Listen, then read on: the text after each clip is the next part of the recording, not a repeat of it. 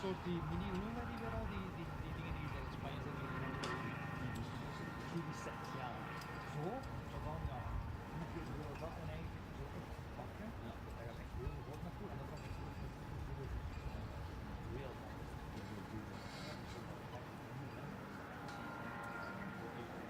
Naar de testen staan, dat is goed. En dat is dus staan die half overdekt. Meest dood gaan staan. Ja. Nu hebben we het goed uitgespeeld.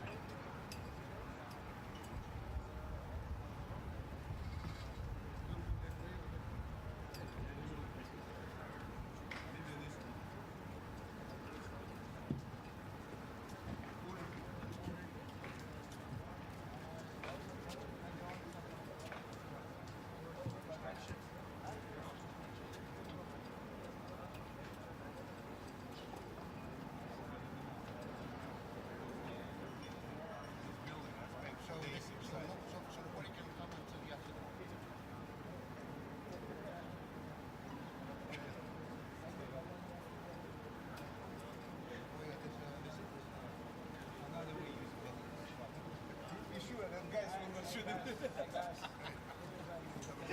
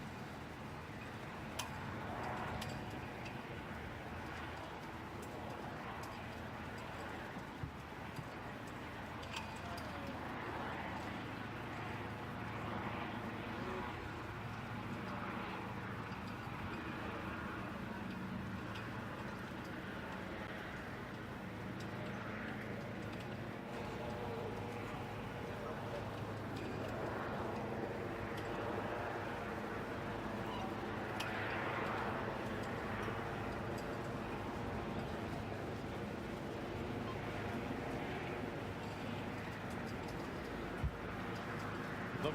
Hey, wacht. Goed.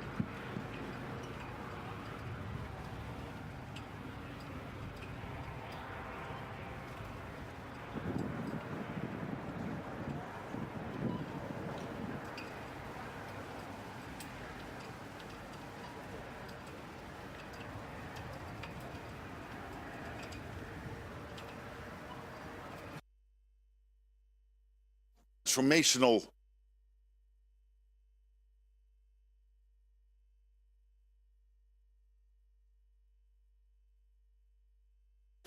to indeed, given our long-term threat of Russia, but also the massive build-up of the military in China and the fact that North Korea, China, Iran are supporting the war effort in Ukraine. It's really important that we spend more, so that will be number one on the agenda today, a new plan when it comes to spending over the coming years. Of course, defense industrial production. We know that we are lacking a defense industrial base which is producing sufficiently. So we have fantastic companies, but they have to put in the extra production lines, they have to put in the extra shifts in making sure that we produce the ammunition and all the items we need. And Ukraine. We will big at the summit today, will be discussed making sure that Ukraine over the coming years will continue to count on the support of NATO countries to keep them in the fight, but also make sure that we can bring Ukraine to a durable and lasting peace. So a transformational summit, looking forward to it. And of course, hope to see you later today. I can now take a few questions, and then at the end, we will see each other at the press conference. And I see that CNBC wants to start. Thank you very much. Sir. Steve Setting, CNBC, as you know, sir. Look, there's a lot of questions about Spain. There's a lot of questions about nations that do not feel they have the money in their budget to get to 2%, let alone 3.5%, let alone 5% in total as well. Do you fear that Spain could scupper this meeting and actually, sir, despite all your huge diplomatic efforts, incur the ire, the wrath of the United States? No, I don't. I'm not worried about that. Of course, these are difficult decisions. Let's be honest. I mean, politicians have to make choices in scarcity. And this is not easy because 7, 8 countries at the start of this year not at 2%. They will now reach the 2% this year. Many of those countries said we will do it somewhere in the 2030s. They've now committed to do it this year. And already we added in an aggregate of $1 trillion since 2016, since Trump 45 started his first presidency. But today, and this is the third stage, we will add trillions extra with this new plan. But of course, you're right. The countries have to find the money. It's not easy. These are political decisions. I totally recognize that. But at the same time, there is absolute conviction with my colleagues at the table that given the threat from the Russians, given the international security situation, there is no alternative. We've got to do this, really. Mr. Rutte, why won't Mr. Trump back Article 5? For me, there is absolute clarity that the United States is totally committed to NATO, totally committed to Article 5, and yes, there is also an expectation, which will be fulfilled today, that the Canadians and the Europeans will speed up their spending, making sure that we not only are able to defend ourselves against the Russians and others, but also to equalize. And this is fair, that we spend the same as the US is spending. Sir, yes.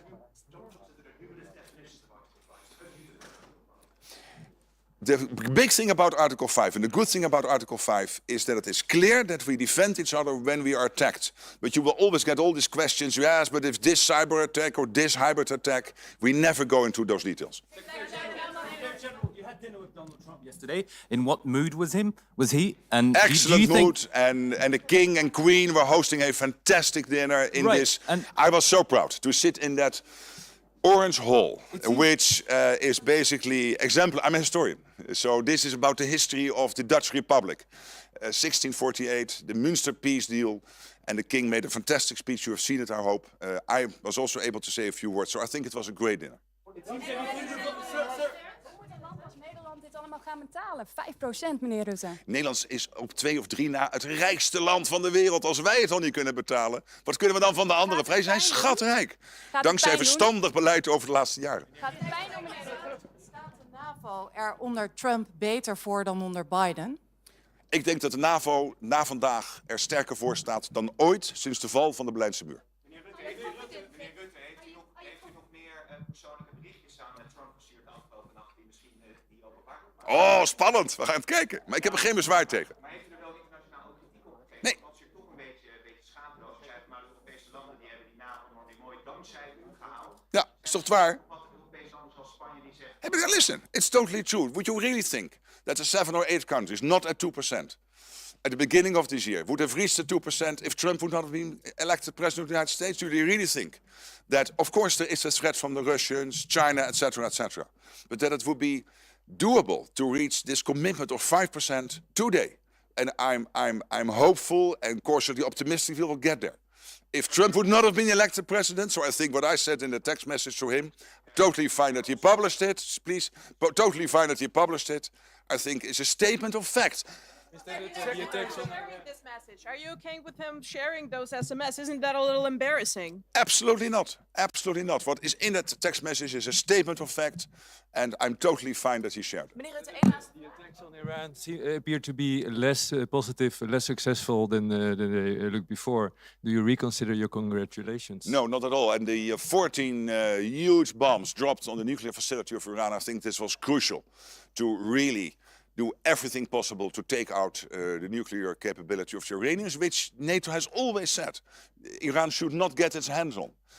And therefore this decisive action by the United States was so important. Secretary General, yesterday you told allies to stop worrying about the United States. Yes. But how can the allies stop worrying when Trump keeps relativizing Article 5 again and again?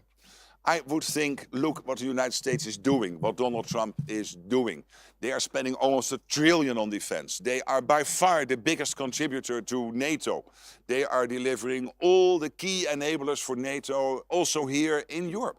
I mean, they are an important ally. They are by far the biggest ally in NATO. They are over 50% of the total NATO economy. But what we now will do over the coming years is to bring down, step by step, shift the burden away from the United States, more towards the Europeans and the Canadians, which I think is fair. And in the meantime, we will also equalize the spending. I think we now have to go because colleagues of mine, leaders of and presidents, I'm not a leader or a president, I'm only a Secretary General, but still former colleagues of mine will enter this building and want to speak to you. But I thought the children were here. They are there. Yes, please, you ask the last question. Am I excited? I'm excited, but to a level where I can still control it. Thank you.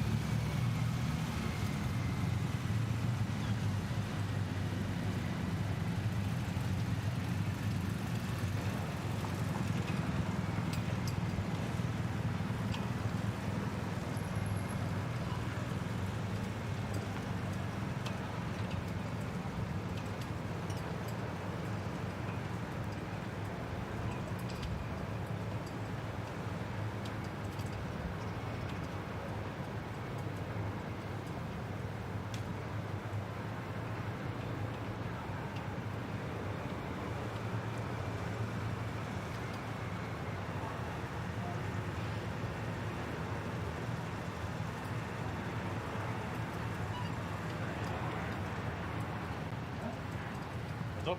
7, 8, 9.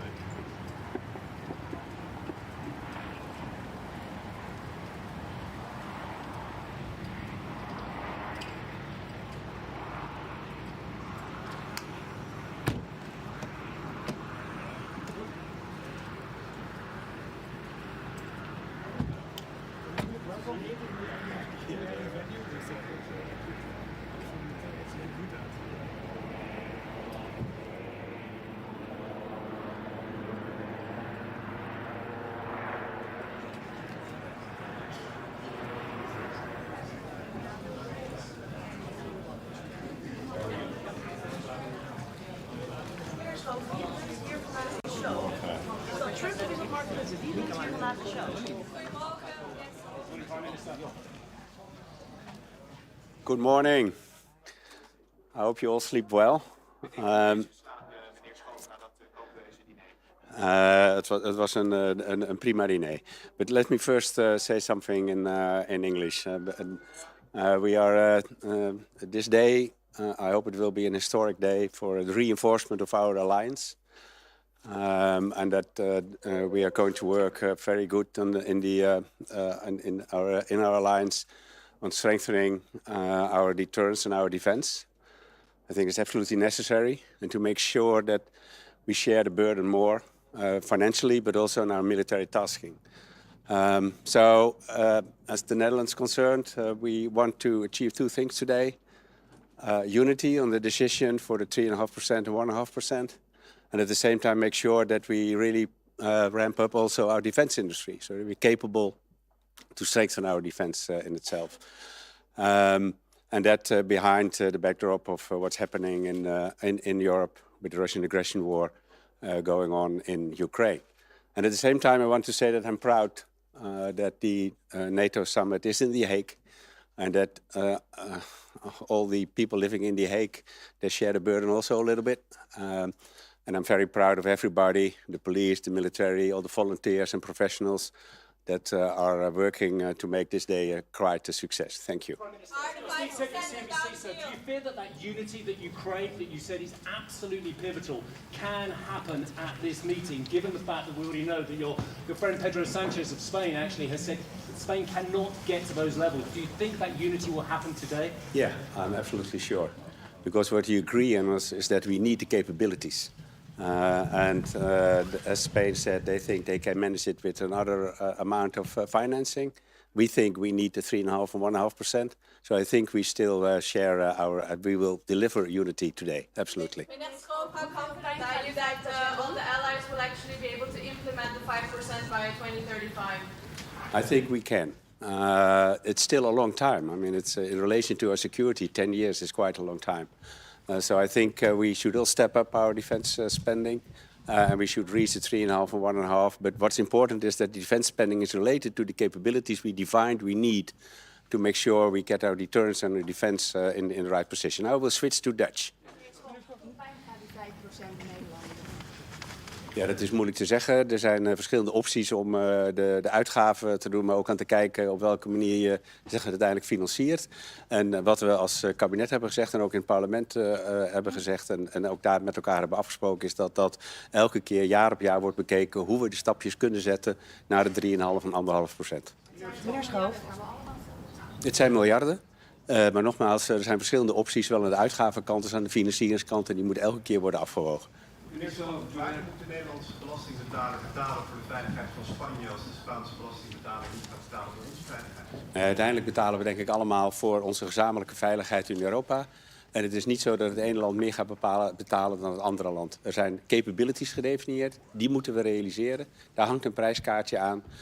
Als dan een land op dit moment denkt dat ze dat met een ander prijskaartje doen, dan kan je nog steeds zeggen dat je unity hebt over datgene wat je wil bereiken. En dan zal de tijd leren wie er uiteindelijk gelijk heeft. Maar wij denken dat de 3,5% en 1,5% nodig zijn om dit te bereiken. Is 2035 niet te laag? Baltische staten zullen misschien zeggen dat is na de oorlog. Ik zei eerder al dat 2035 is 10 jaar vanaf nu gerekend. Dat is best een lange tijd. Wij het ook hebben nu over onze veiligheid. Maar er is ook steeds sprake van een periode. Nu is onze afschrikking nog steeds op orde. Maar waar we ons zorgen over maken is de geweldige opbouw van de Russische militaire capaciteit. Zowel aan zeg maar de hoogte van de Oekraïne, maar ook überhaupt langs de hele oostgrens. Ze spenderen onvoorstelbaar veel geld op de militaire industrie. En dat betekent dat we de komende jaren echt moeten zeg maar bijfinancieren, zou je bijna moeten zeggen, om te zorgen dat we onze afschrikking en onze defensie op orde houden. But if it's only about capabilities, as Spain says, why do we need the 5% at all? And why wouldn't other countries also say, let's not pay the 5% because we will fulfill the capabilities? No, but the percentages are related to the capabilities. And also in the NATO capability studies, and this also in the Netherlands the case, we clearly define that to meet the capabilities, we have to ramp up our spending to 3.5% at least. So that's what we think and what NATO thinks. And I think that's important. But it's about capabilities and then the financing. And I'm sure that we will find unity around all these issues today. Should be there any consequences to Spain if they don't reach the target spending the 2.1%? Oh, it's much too early to talk about any repercussions. I mean, today is an important decision-making process. And I'm sure we find unity about the decision process. That's important. That's what also the Secretary General worked on also the last few days. So I'm sure and confident that we reach that unity and that we ramp up our defense spending, that we ramp up our defense industry, and therefore can deliver to the people in Europe deterrence and defense and peace and prosperity. Premier Schoof, even in het Nederlands. Article 5 means when somebody attacks you, NATO will help in defending. Donald Trump says there are numerous definitions. Do you think that's the case? No, Article 5 is very clear.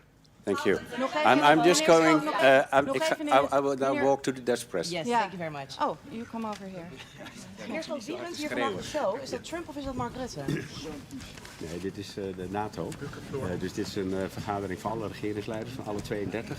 En gezamenlijk besluiten wij vandaag wat we gaan doen. Ja, maar toch is het zo dat Mark Rutte gisteren ook naar Donald Trump heeft gestuurd. Eigenlijk alles wat nu is gelukt, die 5%, dat komt door u. Dus dan is Trump toch degene die de show runt? Nou, ik denk dat Trump een belangrijke bijdrage heeft geleverd door te eisen dat de balans meer zoeken op de uitgaven en daarmee naar die 5%. Maar uiteindelijk heeft elk land zijn eigen afweging gemaakt en staan we gezamenlijk voor het ophogen van die 5% om te zorgen dat we uiteindelijk de Russische agressie, maar ook vrede en veiligheid in de wereld kunnen garanderen. Maakt u zich zorgen over het feit dat of Trump zich wel gaat houden aan artikel 5? Nee, ik denk dat ook Trump en Amerika zich gewoon houdt aan artikel 5. Artikel 5 is vrij helder. Heeft Trump daar gisteravond tijdens het diner nog iets over gezegd? Heeft u hem gesproken? Nou, we hebben elkaar kort gesproken, maar dat ging over andere dingen dan over artikel 5. Is er nog een afspraak gemaakt tussen de twee, tussen Trump en Zelensky, om elkaar vandaag te zien? Ja, voor zover mij bekend hebben zij vandaag nog een ontmoeting na de North Atlantic Council. Oh, waar hebben ze die? Dat moet u mij niet vragen, daar ga ik niet over. En is er tijdens het diner ook nog gesproken over de tweet van Rutte naar Trump? Nou, de aantal regeringsleiders vond het opvallend dat het berichtje wat Rutte had gestuurd aan Trump meteen openbaar werd gemaakt. Maar er is ook een commentaar van Mark Rutte daar zelf over gezien. Wat vond u daarvan? Nou, er stond niks verkeerds in volgens mij. Maar vond u het niet een beetje te veel? Nou, het is belangrijk, denk ik, dat ook aan de president van Amerika werd aangegeven dat we vandaag gewoon eenheid bereiken. Maar was het niet een beetje in de overdrive? Nou, iedereen heeft zo zijn eigen woorden die ze kiezen. En die heeft gisteren ook volgens mij de speeches van Rutte en de koning ook bij het diner kunnen horen. En het is denk ik belangrijk dat ook de president van Amerika weet dat we vandaag gewoon die eenheid kunnen bereiken op die 5,5 of die 3,5%. Maar hoe viel dat bericht bij de rest van de wereld? Kan Nederland niet het goede voorbeeld geven aan landen als Spanje? Nee, maar de vraag is niet of we schatrijk zijn. De vraag is of we bereid zijn te zorgen dat we de capabilities op orde hebben. Dat kost geld. En daar heeft Nederland, ook in het Nederlands parlement, brede steun voor gekregen om die positie ook vandaag te kunnen innemen. Daarom ga ik ervan uit dat niet alleen Nederland, maar alle landen de verklaringen zullen steunen die we vandaag met elkaar willen bereiken. En dan dus ook vandaag een historische dag wordt in de reinforcement, zoals ik net zei, van de NATO-alliantie. Alleen Nederland moet nog wel een miljarden daarvoor gaan vinden. Ja, maar alle landen moeten die miljarden daarvoor gaan vinden. Maar we hebben allemaal de bereidheid uitgesproken om dat te gaan doen. En er zijn verschillende manieren waarop je de uitgaven ten opzichte van elkaar kan wegen. We hebben ook in Nederland, ook in het parlement gezegd, je moet je integraal wegen. En er zijn verschillende manieren waarop je ook naar de financiering kan kijken. Francisco, vreest u voor het humeur van Trump nu de aanval op Iran een stuk minder succesvol lijken? Nou, ik vond hem gisteren buitengewoon zeg maar, relaxed en goed gehumeurd. Dus ik ga ervan uit dat hij, als hij goed geslapen heeft op het paleis en het ontbijt goed is geweest, dat hij ook op de North Atlantic Council met een goed humeur Vindt u ook aanschuift. niet dat er wel heel veel aandacht is voor Trump hier? We hebben het zelfs over hoe hij slaapt. Ja, dat vraagt u mij. Ik bedoel, Nee, maar goed, daarom vraag ik genereer die naar de aandacht show. niet. Dus de secretaris-generaal van de NATO, Mark Rutte, is voorzitter van de vergadering. En dat is ook Maar voorzitter duidelijk. is wel iets anders dan de baas. Nee, maar hij is de voorzitter van de vergadering, dus hij zorgt dat we dit allemaal in goede banen leiden. Toch nog even over Trump. Hij postte natuurlijk een berichtje op social media gisteren over Sanchez opnieuw. Hoe moet dat nou straks gaan met die ontmoeting tussen Trump en Sanchez? Heeft u daar een beetje buikpijn van? Nee, ik denk dat we vandaag unity bereiken, omdat we uiteindelijk ook Spanje zich bereid heeft verklaard de verklaring vandaag gewoon te ondertekenen. Maar we hebben Trump eerder bezig gezien in de zaal met andere wereldleiders om zich heen. Het kan toch voor een verrassing gaan zorgen. Zeker, maar laten we er nou vanuit gaan dat het nou vandaag net allemaal iets anders gaat. Maar we gaan het allemaal zo meteen zien.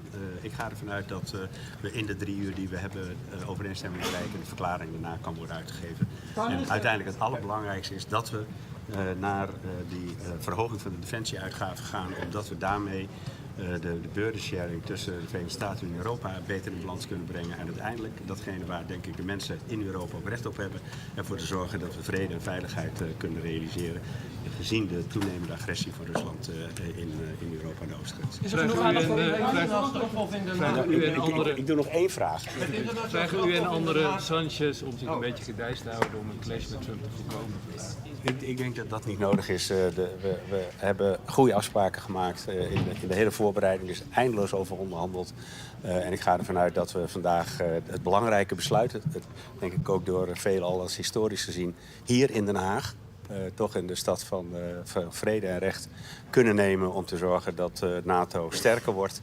En daarmee defensie en veiligheid veel beter kan worden gerealiseerd in Europa en in de wereld. Dank u wel, tot ziens. Ik sta nu bijna in een split.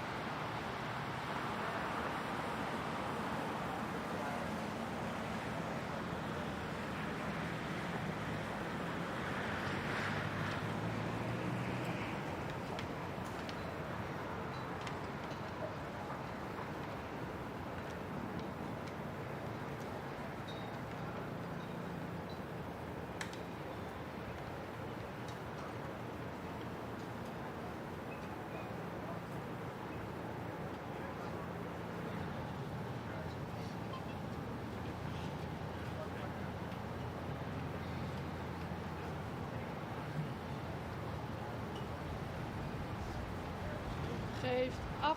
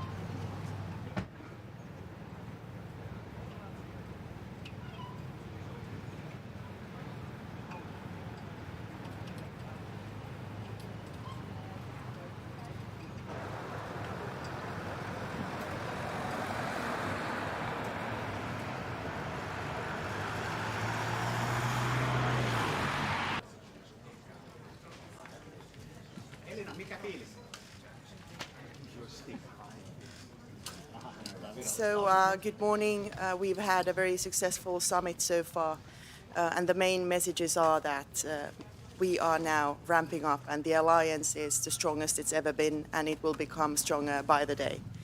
At the same time, our support for Ukraine is steadfast, and we want a ceasefire now.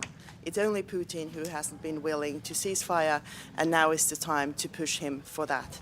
And our strategy is threefold. First of all, obviously ramping up our own defense and deterrence for the security of the free world. Second, putting pressure on Russia. And here we need to work as individual countries, as the European Union, United States. We are hoping for the sanctions package, which is in the Senate, to go forward, hopefully next week. And third, of course, keep on aiding Ukraine, who is fighting for each and every one of us. So thank you so much. Looking forward to a fruitful day today. Minister, do you feel that actually unity is going to be hard to achieve today, and actually the United States is going to be incredibly upset at the behaviour of some nations which are struggling to get to 2%, let alone even promising to get to 3.5%? Well, first of all, it has to be said that unity at a lower level is much worse than discussions at a much higher level where we are now. I sense a very strong unity around the fact that we are going to reach 5% of defense spending. We are going to build a strong defense industry which covers the entire alliance with no room for protectionism of individual countries. And at the same time, of course, each country has their own concerns on how to reach the targets, but we will be easily fitting those in. And what has to be noted, again, we are in a such much stronger situation now than we've ever been before. Minister, how concerned are you about the somehow unpredictable definition of Article 5 by President Trump? Well, you see, Article 5 is quite clearly spelled out in the Washington Treaty, and that is something that NATO relies on. And I am so certain that President Trump is also 100% behind it. At the same time, once Article 5 is activated, like we saw, the only time it has been activated for the help of the United States, it is, of course, political decisions by all the allies on how they want to contribute. And now, let's get the facts straight. We are so much stronger now with the capabilities we have today, the capabilities we are going to have tomorrow, that if such a situation would ever occur, we would be so much stronger together than ever before. And at the same time, of course, we are doing this to deter from war. So that's what we are working on.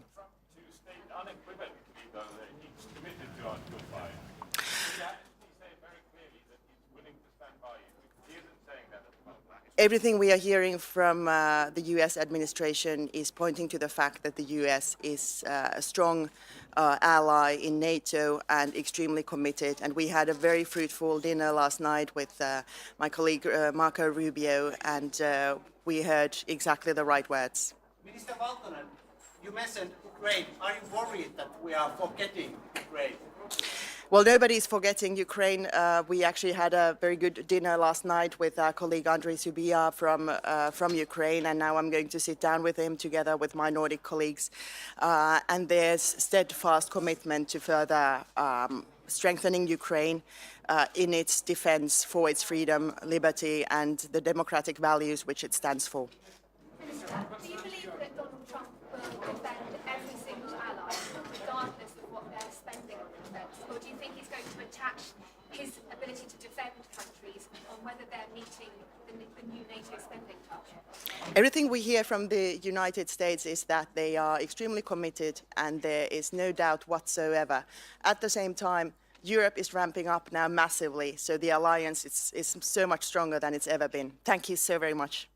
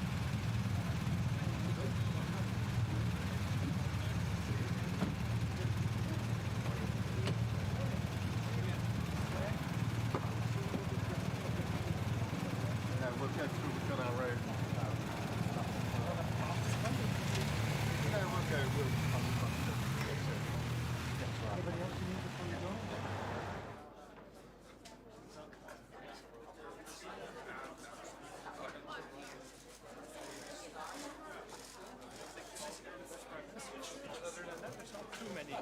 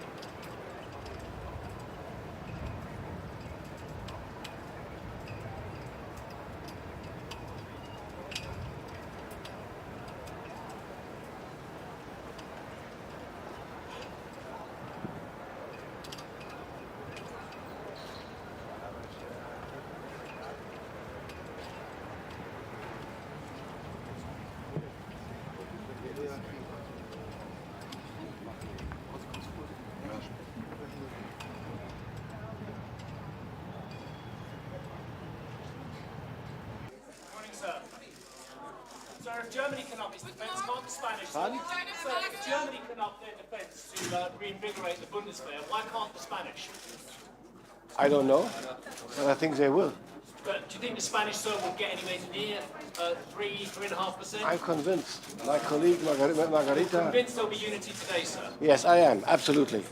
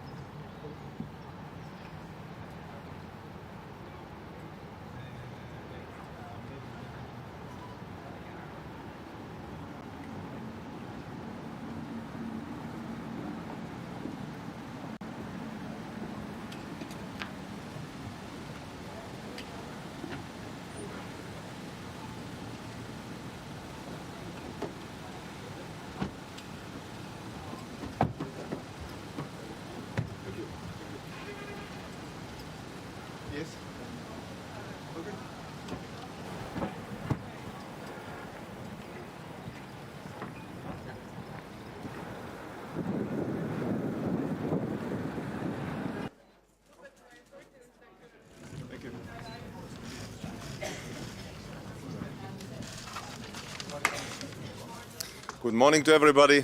It's a historic day. And I would like to make 3 points. The first one is about defense expenditure. It's a historic moment that we will be ramping up defense expenditure to 5%. I strongly, and Estonia strongly supports it. That means a message from NATO is coming that NATO is much stronger, more lethal. Estonia's defense expenditure next year will be already 5.4% of GDP, so that is also a message to our allies and our friends that NATO is strong and members are strong. Second message is that we need to ramp up our defense capabilities and defense industry, because if you look at the performance, Russia in 3 months is producing the ammunition that NATO members are producing per year. So that means that we need to ramp up our defense expenditure and industry. That means also the boost for economy. And third one is probably with the most importance is that we should be behind Ukraine all the way. Ukraine belongs to NATO, to Europe, that's understandable, and all the guarantees coming from the NATO are probably the best guarantees for Ukraine to have this support and security in the future, and just and lasting peace. So this is a historic day, and thank you. Yeah. Actually, Mr. Zelensky is right, and that there will be an attack on a NATO country within 5 years, and if there is, that actually Estonia, Lithuania and Latvia are the key targets potentially for Putin's aggression. We know our neighbor, to be honest. We know Putin. And until Putin changes his goals, probably Russia is a acute threat to all the NATO countries, all the NATO members, European members, Union members, to be honest. And I would say that we should not be afraid, but we should be prepared. And to be honest, it's our neighbors Finn's motto, but we shall be prepared. And investing in defense probably helps to be prepared, not afraid. So we are assisting Ukraine with everything we have. Our expenditure to Ukraine is 0.3% of our GDP to Ukraine this year. And if we can do more, we will do more. Thank you. Yeah. How confident are you that the 5% are actually going to be implemented and not another empty promise, like 2% will work? And are you concerned that there will be more opt-outs like Spain? I'm quite sure that it will be implemented because how the world is today, because Russia has shown what it is. Estonia has known for a long time, Baltics, Nordics have known for a long time what Russia is. And nobody believed. They were thought as very friendly guys who like to drink tea and love children. But right now they are occupying Ukraine, killing innocent people. So I would say that ramping up defense expenditure is a must if you want to have freedom. And Europe is a free area. NATO countries like also their freedom. So I would say it's a must for everybody. And if you look at the numbers and figures, everybody is investing right now. And our expenditure, as already said, Estonia's expenditure next year will be 5.4% of GDP. So these are not empty words. We are doing what we can, and I hope that this is also example to other countries. Thank you. Yeah, yeah.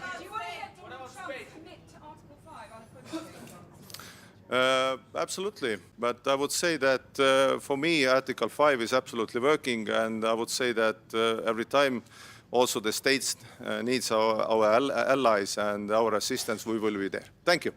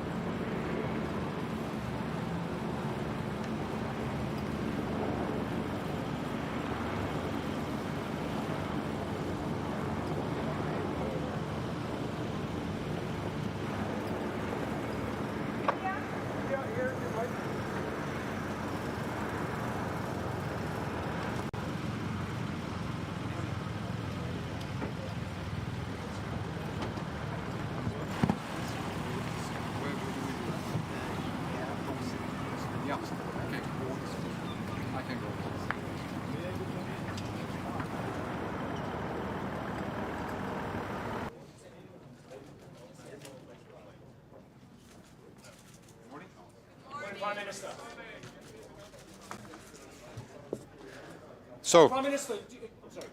this is the length of this meeting is really not indicative of the historic dimension. I think, you know, we are connecting the dots now in NATO by getting the resources necessary to deliver on the capabilities. That's the important part.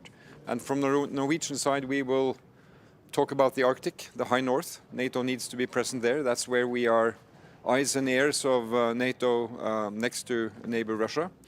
And we need to be talking about our common effort to support Ukraine. That is not really agenda point here, but we need to do it when we are together around the table. Prime Minister, huge commitment from the northern NATO members, huge commitment from Norway, Finland, Sweden, the Baltics, the Poles as well. Do you feel as the southern neighbours, and we go further geographically south, that neighbours and NATO members just don't have the same interest in spending 3.5% and getting to 5%, including infrastructure? Well, I mean, this declaration is historic. We are 32 allies supporting that ambition, which is huge. I mean, remember, we have been struggling to get above 2%, and now we said 3.5%, which is necessary in order to reach our capabilities. And I just take it that, you know, we're going to do that together. A crucial decision when it comes. We are all behind that declaration. Norway deploys soldiers to Finnish Lapland, to FLF force. What you can tell about that? Well, Finland is our closest neighbor and friend, now NATO ally, and we work very closely together on Finnish dimension, which is along land border. Norwegian dimension is along sea border. And that's what the Northern Nordic is all about. It's about understanding each other's situation and supporting security from the collective perspective. Prime Minister, Prime Minister, get in the way of the 5% target that is actually implemented. Please, once more. What could actually go in the way, get in the way of implementing the 5% target? Well, I think, you know, the important part now is the percentage is set. But it's only important if we're able to have that translated into the capabilities. So we have to invest in the right equipment that goes together. If we all do the same thing just because we want to be similar, that is not delivering. So we have NATO plans, which we have agreed in Vilnius and in Washington. We have a new command structure we need to get working. So we really have to be investing in the right capabilities in the right sequence. What about Spain, who say that they can do it less? Why won't Donald Trump say publicly? Well, I think we have 3.5 plus 1.5. The 1.5 is a kind of a new dimension, but I can tell you there's a lot we need to do in order to support our defense. I mean, from a Norwegian perspective, we have infrastructure, we have ports, we have defense against cyber, a lot of enabling capacities in society that we have to support. Prime Minister, it seems everybody here is flattering Donald Trump and tempering him. Is this the best strategy to deal with Donald Trump? I think we have to deal man to man, woman to woman, woman to man. We have to be allies. But everything revolves around his ego. You know, we deal with our allies as close friends and partners, and that goes for all. Prime Minister, Thank you. Are you worried about Mr. Trump's somewhat ambiguous comments on Article 5? Do you think it's still working? I take it the US is 100% behind NATO obligations and Article 5. Thank you.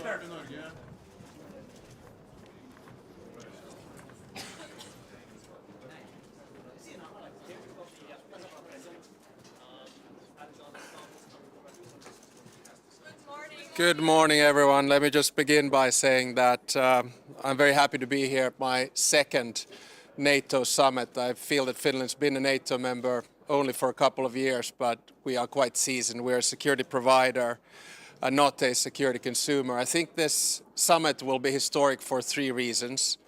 The first reason is that we go back to the roots of the alliance. In other words, functioning as a collective comprehensive defense system to deter Russia. The second one is that we go back to the defense expenditure levels of the Cold War, 3.5% plus 1.5. And the third reason is that I think we're witnessing the birth of a new NATO, which means a more balanced NATO and a NATO which has more European responsibility. So in that sense, I'm really looking forward to the conversations that we have. Mr. President, joined NATO after decades, centuries of brutality in order to face down the Russian threat because you believe there was an Article 5 assurance. Do you have concerns that Article 5 remains the same as when you joined and what you thought it meant? I do not have any concerns about that. And for us, defense is based on two very simple pillars. One is a strong, independent defense that we've been working on over decades because of the Russian threat. And the second one is NATO's Article 5, of which we are, of course, a strong part because after the war in Ukraine, NATO has doubled its border with Russia through Finland. So we have responsibility and we have full trust in Article 5. Wait, one at a time. We'll go like this and that. Yeah. How many times will you have to play golf with Donald Trump until he stops relativizing Article 5? I don't think President Trump is relativizing Article 5, and golf is a good way to discuss business. Does President Trump see Putin as the biggest threat to the NATO alliance? If we look at today's declaration of 5 points, it is quite clear that the number one threat to Europe and the alliance is Russia. We are not building up our defense expenditure because we are worried about any other European states. Finnish media. Speaking of the age of restlessness during the last 3 years that we're living through, do you believe that in your during your presidency, your lifetime, Europe is actually going to be able to relax and enjoy peace again? No, I think we're witnessing a change in the world order. It's very similar to the moment that we witnessed after World War I, World War II, and the Cold War. And of course, after World War I, we got it wrong. After World War II, the balance was more or less right. And after the Cold War, I think we got intellectually lazy. Now we need to sort things out, understand that the time of Western dominance is over. We're moving towards a world which is more transactional, which is more multipolar, and which is more disorderly. And this means, at least for a country like Finland, that we need to have close allies and we need to work on building up our security and defense. So I'll take. Tämä on NATOlle hyvin keskeinen kokous, monella tapaa historiallinen 3 syystä. Ensimmäinen syy on se, että NATO palaa juurilleen, eli toimittaa vasteen Venäjälle. Toinen syy on se, että palaamme kylmän sodan aikaisiin puolustusmenoihin. Ja 3. syy on se, että syntyy uusi NATO, joka on eurooppalaisempi ja tasapainoisempi. Do you want me to translate?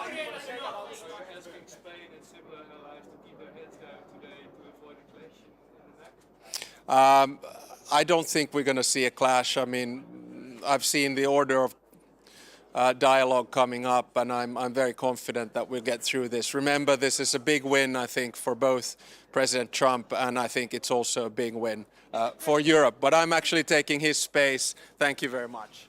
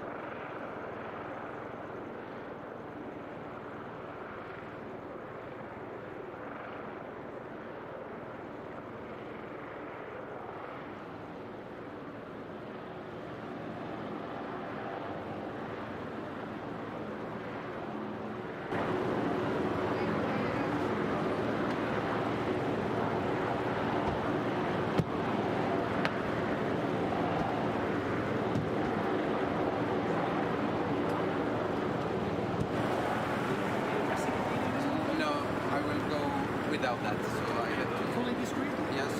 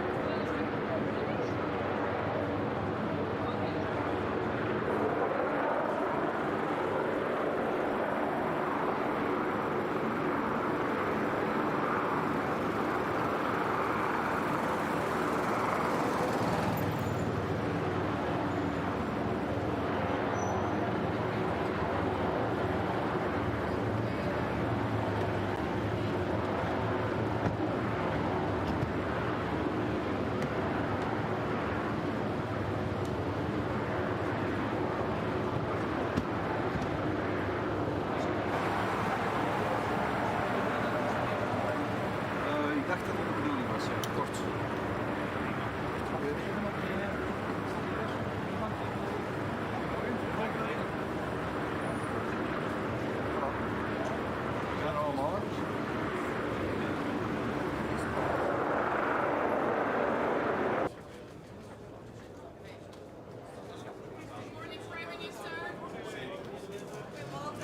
Morgen.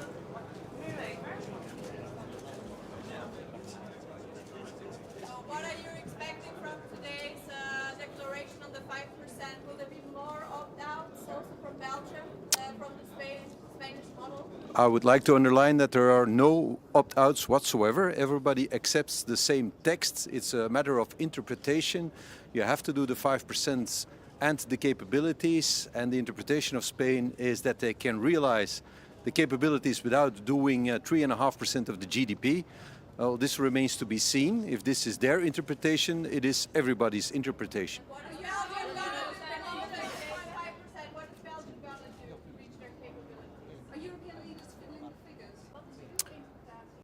We're not fiddling the figures. I think 3.5% in 10 years' time is a realistic objective. It won't be easy to get there, but it is what NATO has decided as necessary to be ready for the threat that comes from Russia on one side, and the other side there's also the burden shift, the reality that the United States is focusing on the Indo-Pacific theater, and that we as Europeans should take care of ourselves.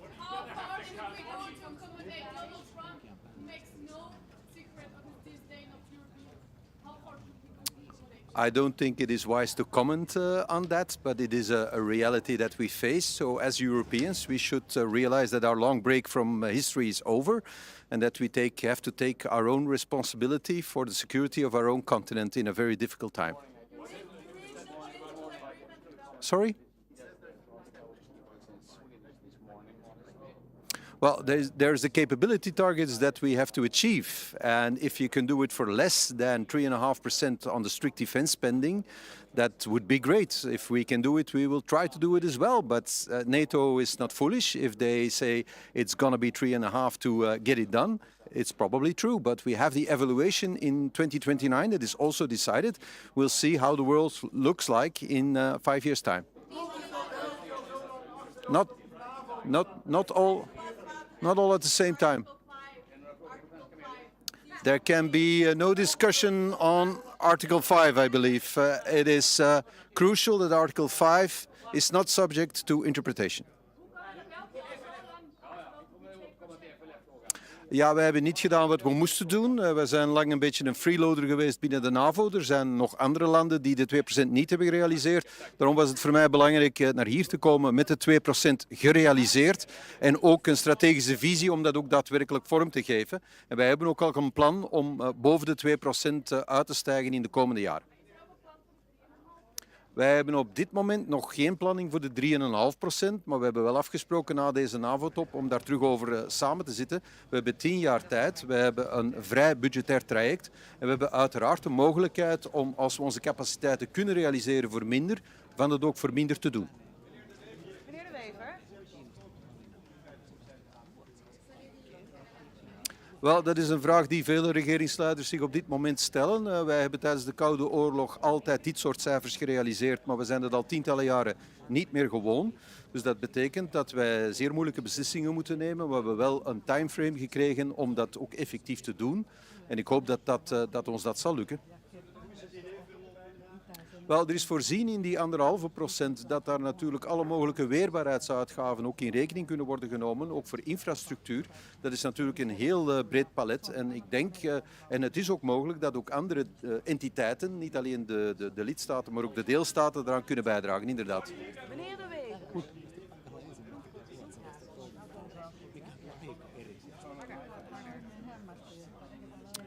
Het diner was nu niet van een aard dat wij allemaal heel serieuze besprekingen met elkaar hebben gehad. Dat was eerder een opwarmertje voor wat er vandaag moet gebeuren. Dus dat is gezellig verlopen. Meneer De Wever.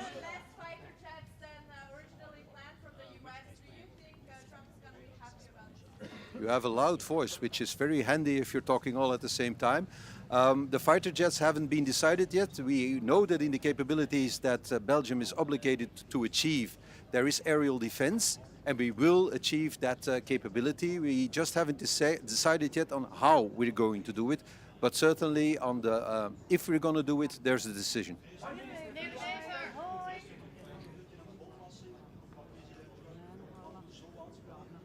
Well, ik zal dat zien, maar ik ben daar eerlijk gezegd niet bang van. En als die er komt, dan zal ik er ook niet van onder de indruk zijn, eerlijk gezegd.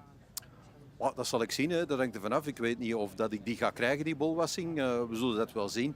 Maar ik maak me daar helemaal niet zenuwachtig over. Wij zijn een autonoom land en wij zijn geen kolonie van een ander land.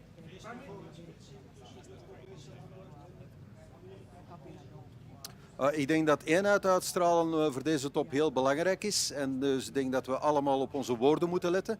Want wij staan onder dreiging van opkomende machten enerzijds, Indo-Pacific, maar anderzijds ook het imperialisme van Rusland, het gewapend imperialisme. Het is dus niet het moment om vechtend over de straat te rollen. Dus ik denk dat we op onze lip moeten bijten. Maar we moeten ons als Europeanen de komende 10 jaar wel realiseren dat we onze eigen strategische autonomie moeten uitbouwen en dat we dus capabilities moeten realiseren die we vandaag nog niet hebben. Anders zullen wij het geopolitieke spel moeten blijven ondergaan in plaats van spelen. Well, I understand, of course, the budgetary problems that my Spanish colleague has because I have exactly the same problems. We're almost in the same situation. So if he says that he can achieve the capability targets of Spain spending less money, that's an interpretation that he has. Mark Rutte has confirmed that this interpretation is correct. And if he can do so, that would be great. And of course, if he can do so, others can do so as well. And we will certainly also try to achieve our capability targets. And if possible, spend less than 3.5% of our GDP. Okay? We accept the same text for the 32 NATO members. It's important to stress upon that. There is no opt-out. There are no special treatments for any member state. It is the same text. And if the interpretation of Spain is correct, anybody can interpret the text in the same way. Okay?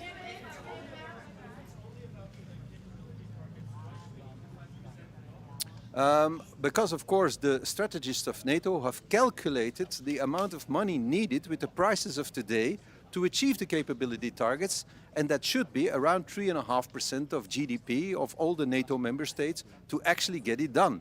And I guess these people are not foolish, they know what they talk about, so probably they're right. It would be great to see that you can do what is calculated to be 3.5 for 2.1. as Pedro Sanchez has said. If he can do so, he's a genius. And of course, geniality inspires people. Okay?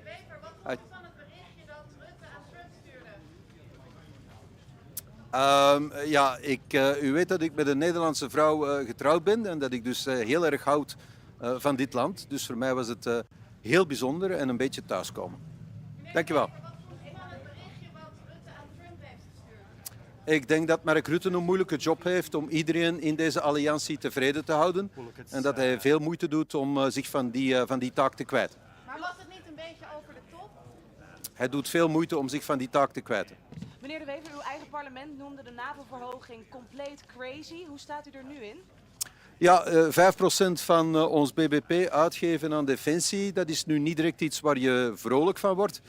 Maar als dat noodzakelijk is, dan zullen wij zien wat we kunnen doen. We hebben een langere tijdsperiode gekregen, flexibiliteit in het parcours en evaluatie in 29. Dat is wat we vroegen en dat is wat we gekregen hebben. Wie runt vandaag de show eigenlijk? Is dat Mark Rutte of is dat Trump? Hoe zegt u? Wie runt vandaag de show? Wie is hier eigenlijk de baas? Mark Rutte is de secretaris-generaal van de NAVO. Hij runt de show. De grootste lidstaat en de grootste spender in defensie, dat is uiteraard de Verenigde Staten. Daar zijn we ons van bewust. En als wij als Europeanen meer gelijke tred willen houden, dan zullen we meer moeten uitgeven. Niet om plezier te doen aan meneer Trump, maar om op gelijke hoogte te komen en ons eigen continent te kunnen verdedigen. Dank je wel, Ed.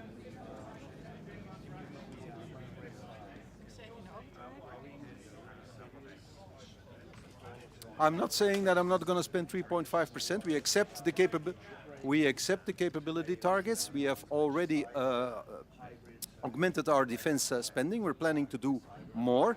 And we have a period of 10 years, and we will see what happens. We have an evaluation in 2029. We will see how the world looks like. But we want to be a NATO member that is loyal to its obligations. I think I already answered that question in Dutch. Okay, so we'll wrap it up. Thank you.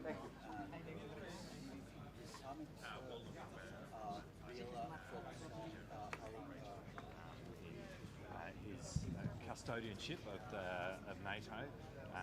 He had big shoes to fill, but I think he's doing a really good job in what is his first year. Thank you.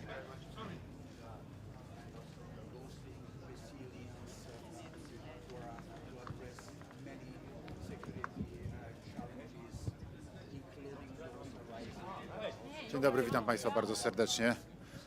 Szanowni Państwo, no, mój 11. i ostatni szczyt NATO.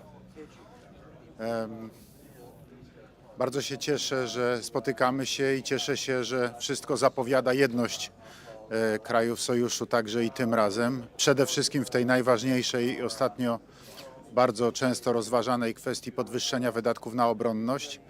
Także mam nadzieję, że podejmiemy tutaj razem decyzję w tej sprawie, jak również i w innych kwestiach, które są dla nas bardzo ważne, jeżeli chodzi o budowanie przede wszystkim bezpieczeństwa wschodniej flanki NATO. Z naszego polskiego punktu widzenia to jest fundamentalnie ważna sprawa. Mówię tutaj o wypełnieniu planów obronnych, którego przyspieszenie jest konieczne. Mówię także o organizacji brygadowych grup bojowych, które także są decyzją jednego ze szczytów NATO, które były wcześniej. Natomiast dzisiaj rzeczywiście najważniejsza jest sprawa wydatków na obronność. To po pierwsze, tak jak mówię, mam nadzieję, że będziemy mieli jedność. Wszystko zapowiada, że tak.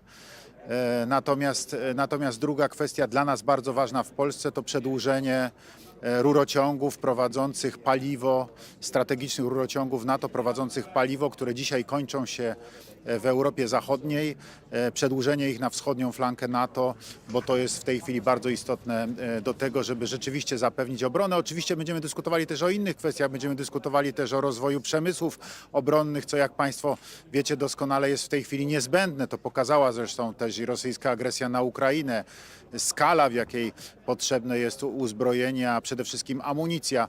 Więc to będą te wszystkie tematy, które dzisiaj będziemy omawiali.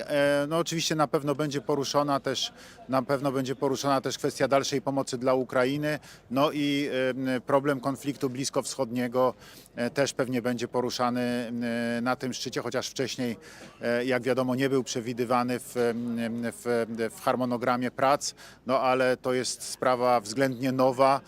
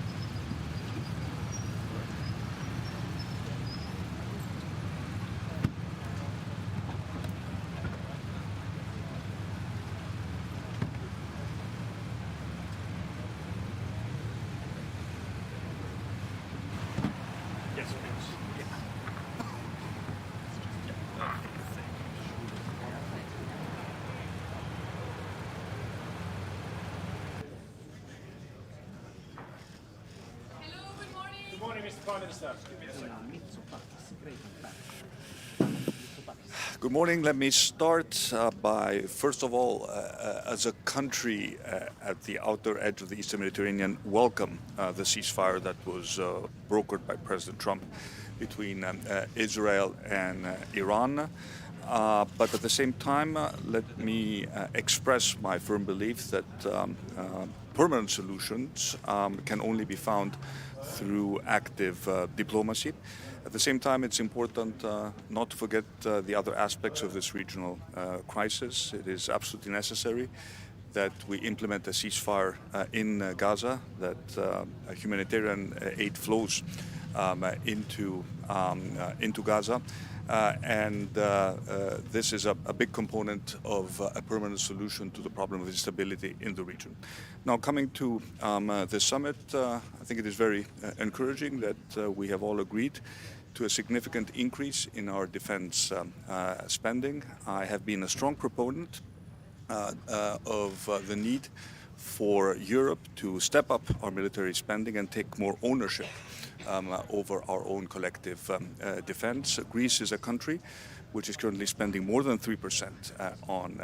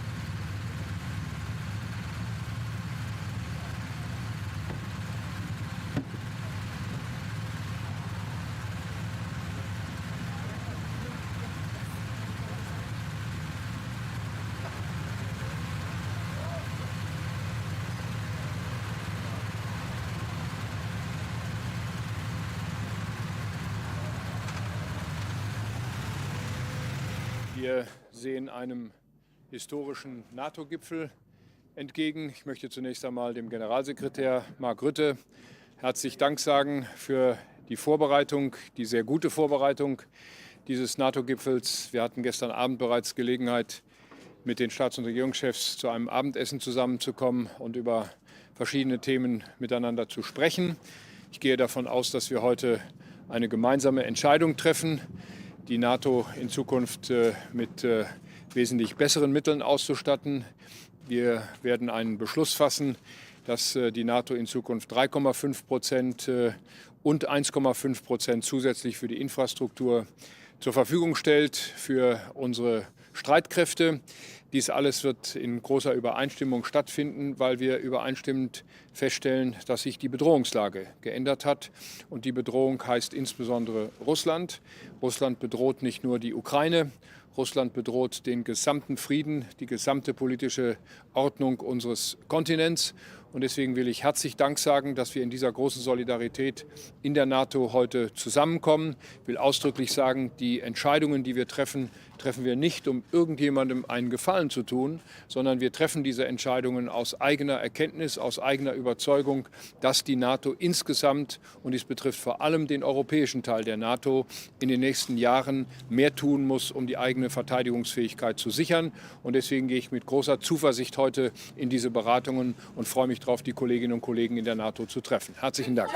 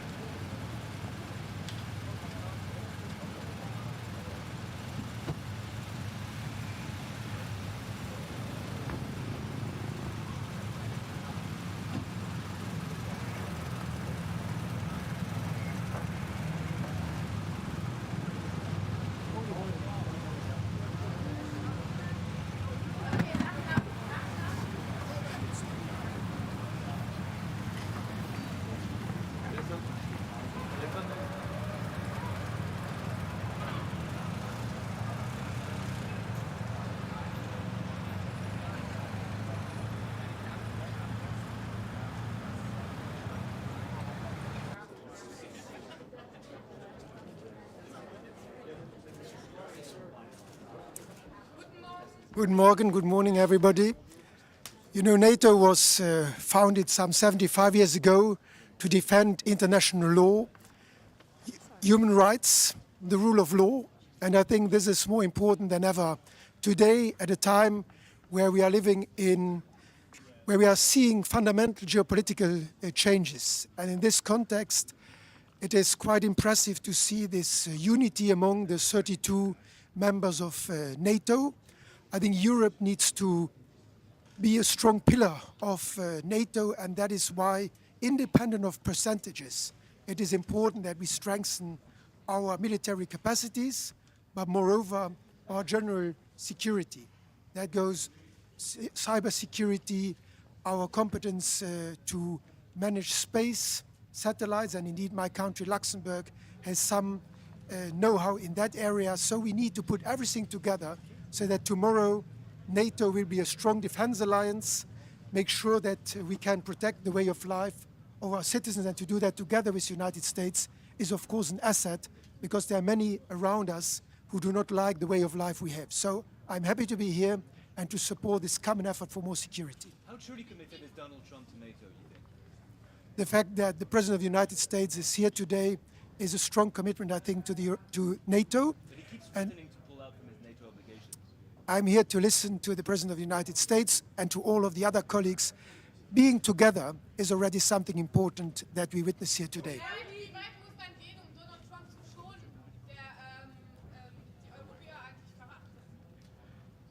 Wir sollten nicht nur nach Amerika schauen, wenn wir über unsere eigene Sicherheit nachdenken. Rund um Europa gibt es vieles, was nicht in Ordnung ist zurzeit.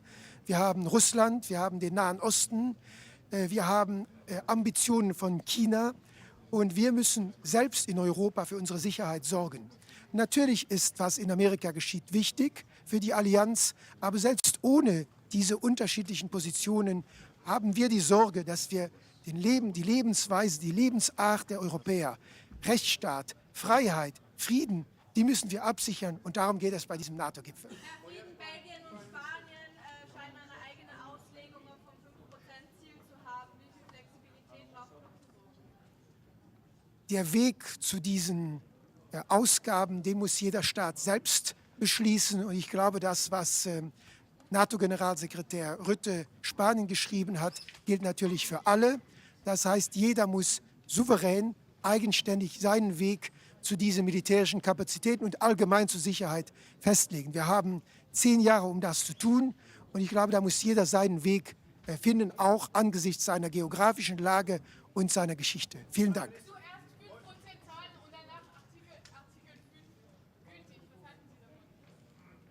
Artikel 5 ist ein Grundelement der NATO-Charta seit 1949. Das ist die Ursache, weshalb, glaube ich, viele von uns in NATO-Mitglied sind. Auch mein Land als Gründungsmitglied der NATO. Wir werden geschützt auch von den anderen. Und deshalb ist jeder, der hier etwas dazu beiträgt, ist auch ein Garant für die Freiheit und den Frieden anderer Staaten. Und deshalb gilt Artikel 5, auch Artikel 3. Wir müssen alle etwas dazu beitragen, um Sicherheit, Frieden und Freiheit zu garantieren. Vielen Dank. Prime Minister, Luxembourg's been getting a free pass as well, hasn't it? It hasn't even got to 2% of spending yet, like the Spanish as well. Why hasn't Luxembourg got to 2% spending? And what are the hopes to get to 3.5%, sir? My government has decided to, like some others, to spend 2% by the end of this year. So we are in line with many others. And our goal is to continue to increase our collective effort in the years to come. Thank you. Are you worried about Donald Trump's kind of predictable interpretation of Article 5? Do you think these are valid for the USA? So, I would like to say that after the yesterday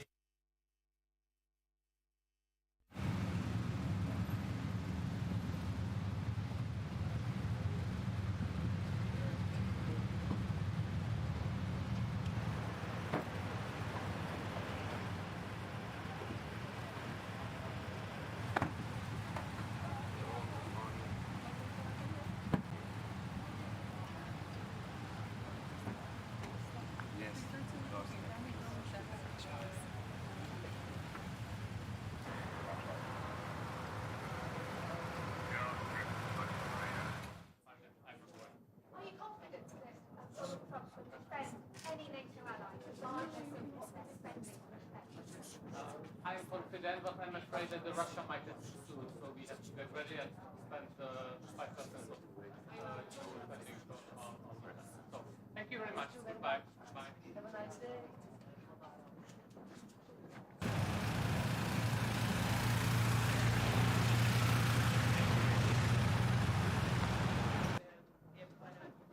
Gastar como disse ontem Marco Rutte, bom dia, na mensagem que trocou com Donald Trump, que tornou pública nas redes sociais. Bom, muito bom dia. Eu queria destacar no início desta cimeira 3 aspectos que me parecem determinantes num momento que é um momento particularmente relevante da nossa aliança. Em primeiro lugar, a nova ambição que sairá deste nosso encontro no que toca ao investimento na área da segurança e defesa, com vista a termos uma aliança atlântica com maior capacidade de dissuasão e de defesa do seu espaço territorial. Para esse efeito, todos teremos de fazer um esforço e este é um marco significativo da assunção de uma corresponsabilidade, de, nomeadamente na Europa, podermos acompanhar um nível de investimento compatível com os grandes desafios para enfrentarmos as ameaças e assegurarmos aos cidadãos europeus e também aos portugueses o cumprir da nossa democracia, dos direitos fundamentais dos cidadãos, da possibilidade de continuarmos a ser uma nação soberana, com os nossos aliados a constituírem connosco um espaço de dissuasão de qualquer ameaça à nossa integralidade e ao nosso espaço. Para esse efeito, teremos de investir mais na área da defesa e a segunda nota é reiterar mais uma vez que, da parte do governo português, nós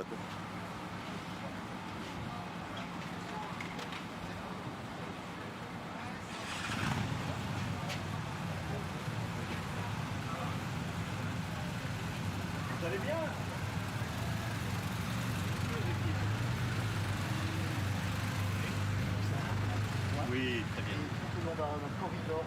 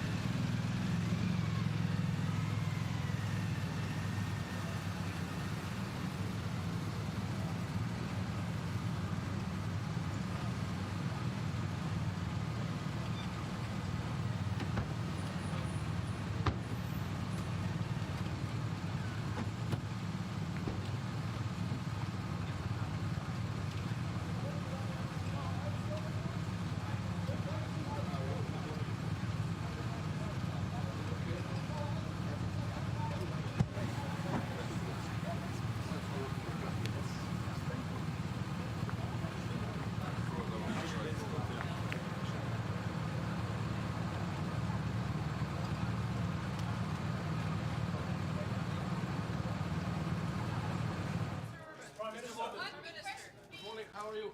How are you, sir? Good to see you. Mr. Prime Minister. You are the Hungarians over there. Okay. Mr. Prime Minister. Yeah. Are we moving to 5% from Hungary's point of view? If so, is this of a level to deter Russian aggression? And is NATO creating more problems in its relations? Too long. The question is too long. Sorry. Okay, sir, Come back to the 5%. Yeah. With one precondition. So we are able to do it. It's not easy, but the whole calculation of budget regulation of European Union must be changed. So if we keep the regulation as it is, nobody in the European Union is able to fulfill 5%, whatever they say. So we have to recalculate everything in a different method. In that case, we can do. Aren't you fiddling the figures? Sorry? Aren't you fiddling the figures? Creative accounting. You like it? Mr. Orban, isn't it concerning that our global security depends on one man's ego, Donald Trump's? I don't think so. The international order is more based on common sense. And the President of the United States is a man of the common sense. As you have seen just recently, to manage the conflict between Iran and Israel. So he's the man of common sense. Which means that the new wars getting shorter and the old wars are running out of the fuel, which is the consequence of his activity. Sorry. Who will run the show today? The biggest threat to Europe. Is Putin the biggest threat to Europe? Biggest threat to Europe? Losing the competitiveness. That's the real threat, not the the real threat is not security-wise, it's economic and losing our competitiveness on the global trade. That's our problem. Do you expect that Russia will be mentioned? Donald Trump's leadership towards NATO. Sorry? What do you think of Donald Trump's leadership? Welcome back. Do you think he deserves as much credit as Mark Rutte gave him in his private text messages yesterday? Styles are different in many countries. Mr. Prime Minister, do you expect Russia to be mentioned? Sorry. Do you expect that Russia will be mentioned as a threat or an adversary in a final statement after the summit? It's always mentioned like that. Do you support it? I think Russia is not strong enough to represent a real threat to us. We are far stronger.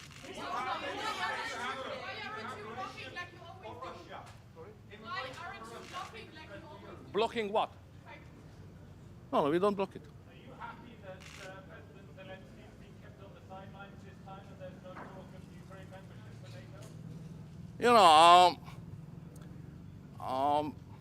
NATO has no business in Ukraine. Ukraine is not member of NATO, neither Russia. And my job is to keep it as it is. Thank you very much.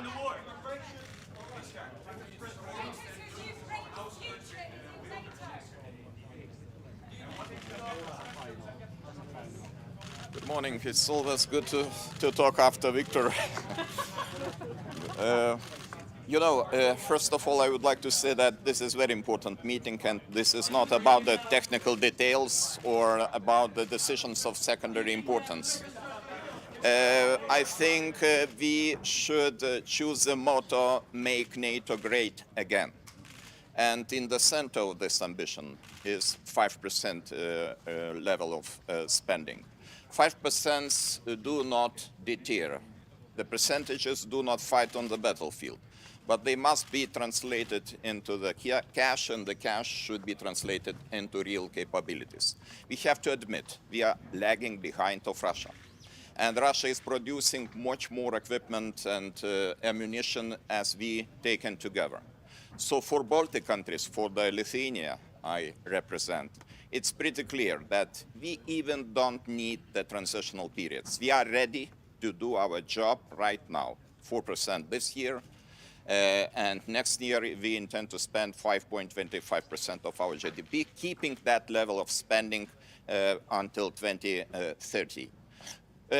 I would like to extend my gratitude to President Donald Trump, because without his engagement, I can imagine that we would discuss probably the level of 2.5% with no clear outcome and positive outcome. Probably those discussions will lead to nothing. So sometimes the external pressure of our biggest ally is very useful in order to get the point, to understand the, heat of the moment and to do our job. Why we need 5% in my country? We need in order to modernize our army, to create the national division, and to be ready to grant the best conditions for our allies, for our best friends and allies, Germany, United States. The 1,000 soldiers are stationed in Lithuania, United States soldiers. We have very ambitious plan to have full-scale German brigade until 2027. So for that, we need financial resources, and we are ready to do that. Sorry, it's not. Mr. Orban just said that actually the biggest threat to Europe is lack of competition, lack of competitiveness. When he was asked if Mr. Putin is the biggest threat, I presume you believe Mr. Putin. I could agree with Victor in this regard, that competition is important. But you know, we should understand very well, without the security, without our readiness to defend every inch of allied territories, all other remaining issues are just not relevant. Because if we lose our territorial integrity and independence, why we need this competitiveness? For what? Do you believe Donald Trump would come to your aid if you were attacked? Do you believe Donald Trump would come to your aid if you were attacked? I believe here in Article 5, and I think that Article 5 is very simple. One for all for one. And Lots of different interpretations. I am looking forward to hear and to listen what will be the description of Article 5. But in my understanding, Article 5 is pretty clear. But Trump keeps changing his mind.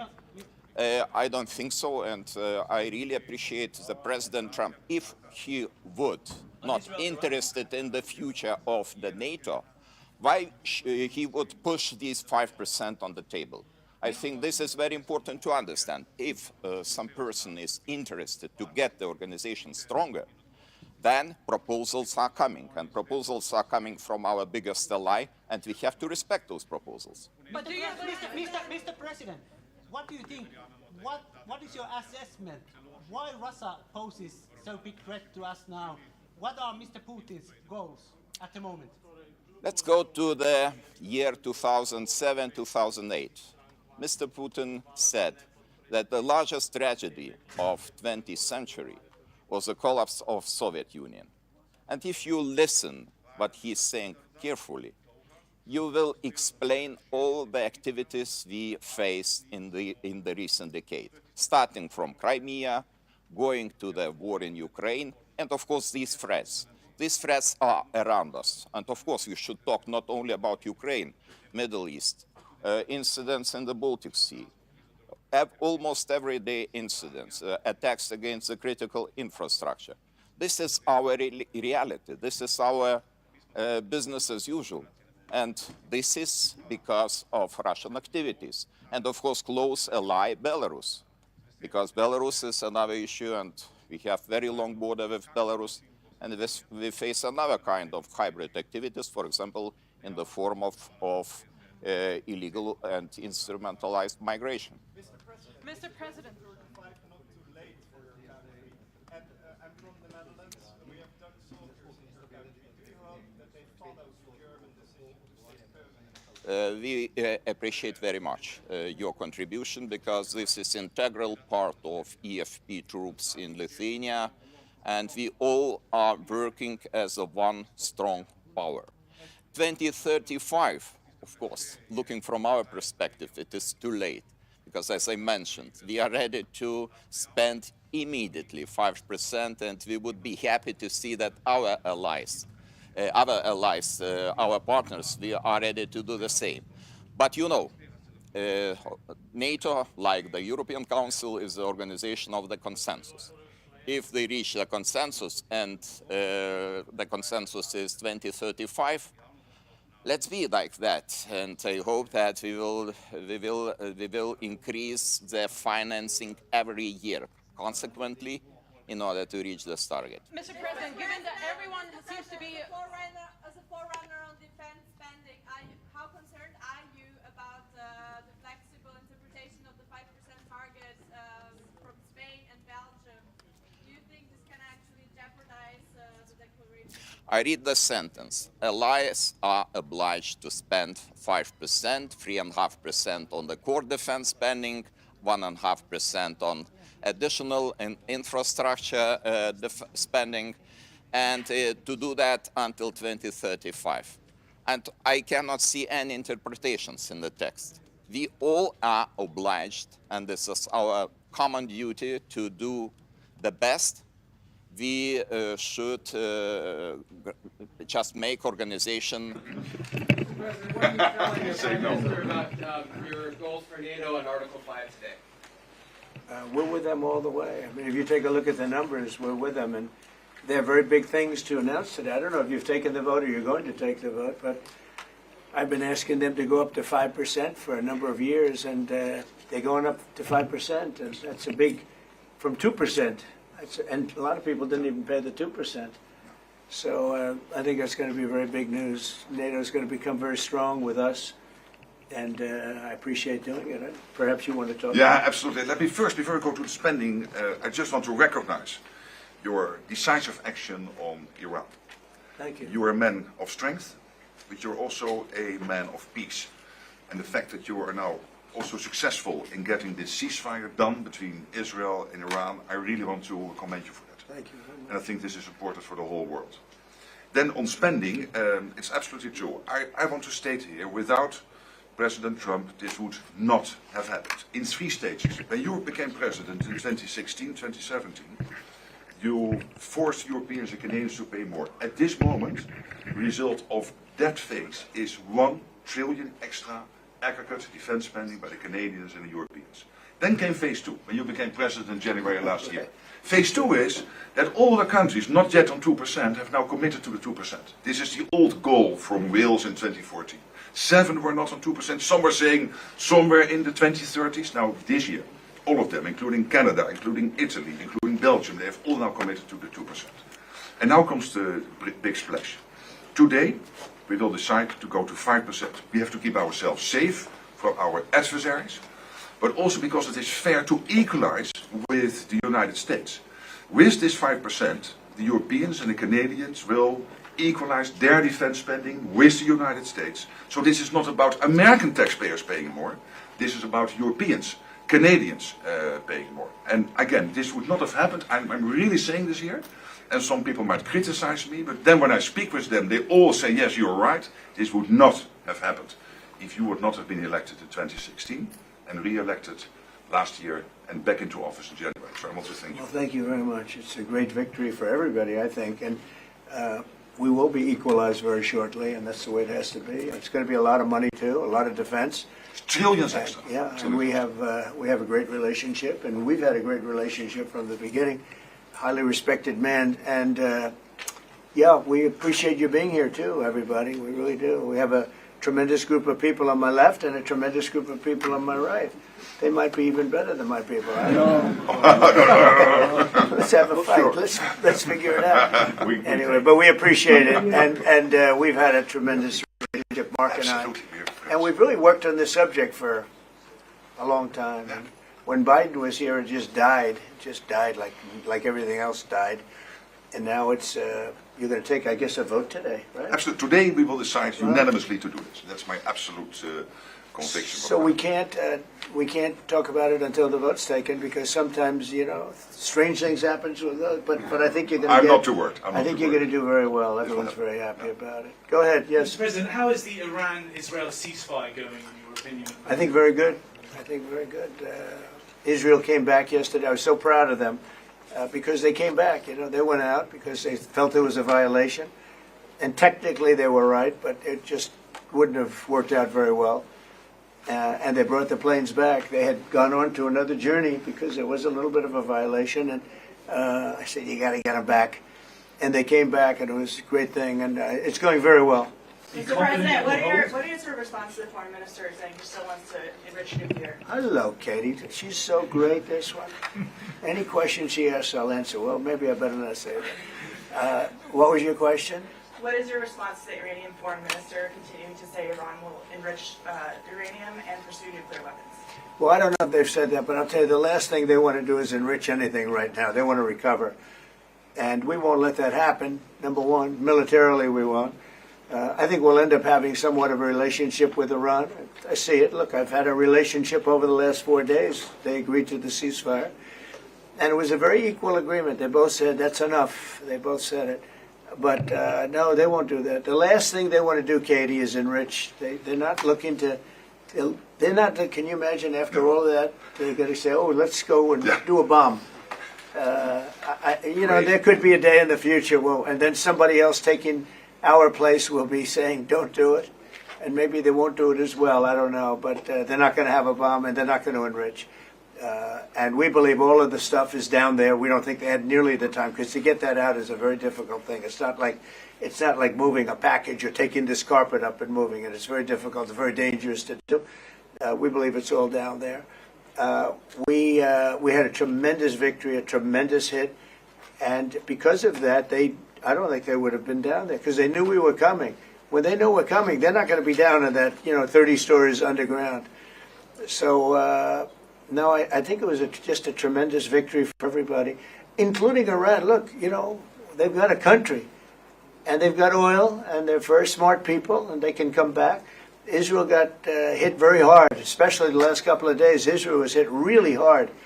Those ballistic missiles, boy, they took out a lot of buildings. And they've been great. Bibi Netanyahu should be very proud of himself. And they've really been great. But they're not going to be building bombs for a long time. Mr. President, what's your reaction to the intelligence reports saying that the Iranian nuclear sites were only partially devastated, not entirely? Yeah, well, they said it was actually, the report said it could have been they don't know. I mean, they did a report. I could have Pete talk to it because his department did the report. They really don't know. I think Israel's going to be telling us very soon, because Bibi is going to have people involved in that whole situation. We hear it was obliteration. It was a virtual obliteration. When you take a look at the ground above, don't forget, the flame is all underground. But everything above, if you look at the before and the after picture, everything above is burned black. The trees, everything. There's one building, but that's a building that sunk substantially into the granite, so that the fire goes right over it. I believe it was total obliteration. I believe they didn't have a chance to get anything out because we acted fast. If it would have taken 2 weeks, maybe, but it's very hard to remove that kind of material. Very hard and very dangerous for them to remove it. Plus, they knew we were coming, and if they know we're coming, they're not going to be down there.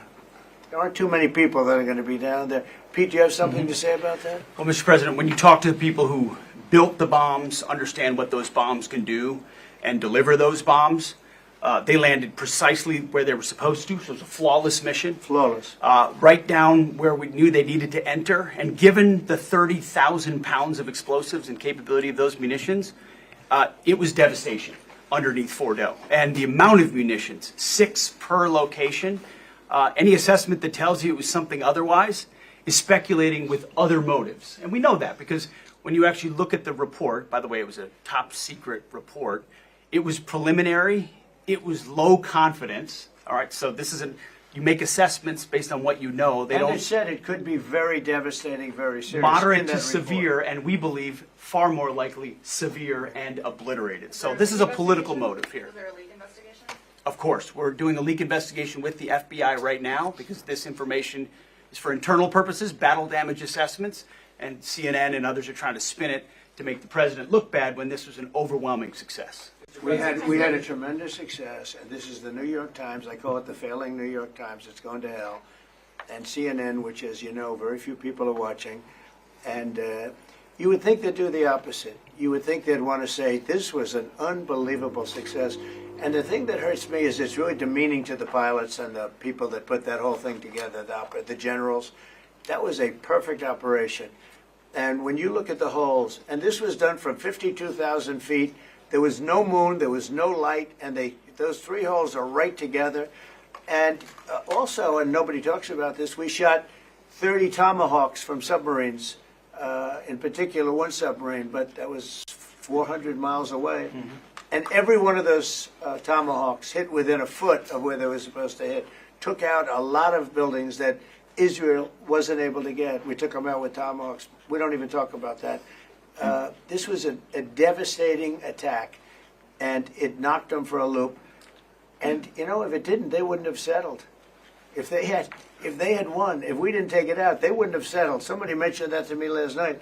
If that thing wasn't devastated, they would have never settled. Marco, do you have something to say? No, first of all this stuff about the intelligence, this is what a leaker is telling you the intelligence says. That's the game these people play. They read it, and then they go out and characterize it the way they want it characterized, and they're leakers. This is the game they play. So that's number one. Number two, here's a fact. The conversion facility, which you can't do a nuclear weapon without a conversion facility.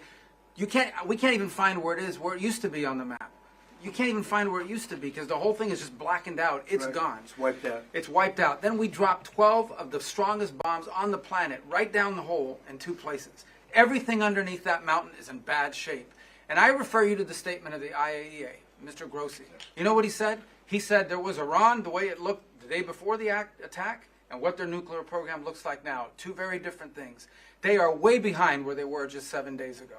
Now, anything in the world can be rebuilt, but now we know where it is. And if they try to rebuild it, we'll have options there as well. But all this leaker stuff, these leakers are professional stabbers. That's what they are. They go out and they read this stuff, and then they tell you what it says against the law, but they characterize it for you in a way that's absolutely false. There's no way Iran comes to the table if somehow nothing had happened. This was complete and total obliteration.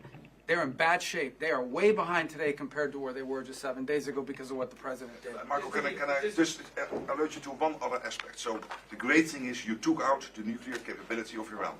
This was crucial. You did it in a way which is extremely impressive. But the signal sends to the rest of the world that this president, when it comes to it, yes, he is a man of peace, but if necessary, he is willing to use strength, the enormous strength of the American military. So I think that signal to the rest of the world, this is far beyond Iran, is extremely important. So let me also point us to that aspect of what happens. They went down, Iran went down to the site afterwards.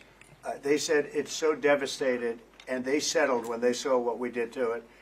And frankly, if we didn't do that, they would have had a lot of ammunition to keep going. They wouldn't have settled. Somebody brought that up, and 2 Iranians went down to see it, and they called back, and they said, this place is gone. So it's just fake news by CNN, which has got no ratings. It's a failed network. Anybody here from CNN, by the way? Because you're a really disgraceful network. MSNBC, I think, is actually worse. But they're all pretty bad. But yours is good, Katie, I'll tell you. You know what Marco reminded me? He did such a nice job there. It was 9 years ago I had to debate this guy. He was not easy. I think he even got better. But when you were into your little thing, I said, this is when I had to debate this guy. You think it's easy to debate him? It's not easy. How long do you think that the Iranian nuclear program has been put back by these strikes? Years or totally? I think basically decades, because I don't think they'll ever do it again. I just don't think they're going to do it. I think they're going to take their oil, they're going to have some missiles, and they'll have some defense. I think they've had it. I mean, they just went through hell. I think they've had it. The last thing they want to do is enrich. They've been trying to do it. By the way, it's hard to enrich. And, you know, when you look at a site like that, very, very hard to build. Very, very hard, very expensive. They spent trillions of dollars trying to do this thing, and they didn't come up with it. And we're actually getting along with them very well right now. But had we not succeeded with that hit ended the war. That hit ended the war. I don't want to use an example of Hiroshima. I don't want to use an example of Nagasaki. But that was essentially the same thing. That ended that war. This ended that with the war. If we didn't take that out, they'd be fighting right now. Mr. President? Yeah. If the Iranians do rebuild, would the United States... If they rebuild? Would the United States strike again? And I have also a question about Russia. But I'm not going to have to worry about that. It's gone for years. Very tough to rebuild because the whole thing has collapsed. In other words, inside, it's all collapsed. Nobody can get in to see it because it's collapsed. You can't go in to see a room that has, 10 million tons of rock in it. And the tunnels are totally collapsed. But if they rebuild? Well, they've already looked at the tunnels. This was an unbelievable hit by genius pilots and genius people in the military, and they're not being given credit for it because we have scum that's in this group, and not all of you are. You had some great reporters, but you have scum. CNN is scum. MSDNC is scum. The New York Times is scum. They're bad people. They're sick. And what they've done is they're trying to make this unbelievable victory into something less. Now, even they admit that it was hit very hard, okay? But it wasn't hit hard. It was hit brutally, and it knocked it out. The original word that I use, I guess it got us in trouble because it's a strong word. It was obliteration. And you'll see that. And it's going to come out. Israel is doing a report on it now, I understand. And I was told that they said it was total obliteration. You know, they have guys that go in there after the hit, and they say it was total obliteration.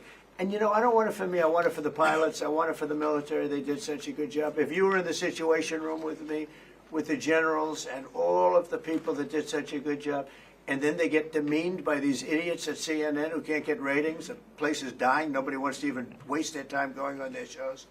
So they form with the New York Times, who's dying also. Without Trump, you wouldn't have a New York Times. And then just changing gears to your meeting with Zelensky later today, can you give us any preview of what the two of you might be discussing? No, well, we'll discuss the obvious. We'll discuss his difficulty. He's got a little difficulty. Zelensky, he's a nice guy. I mean, I'm going to meet him today. I don't know. I assume we're going to be discussing Ukraine.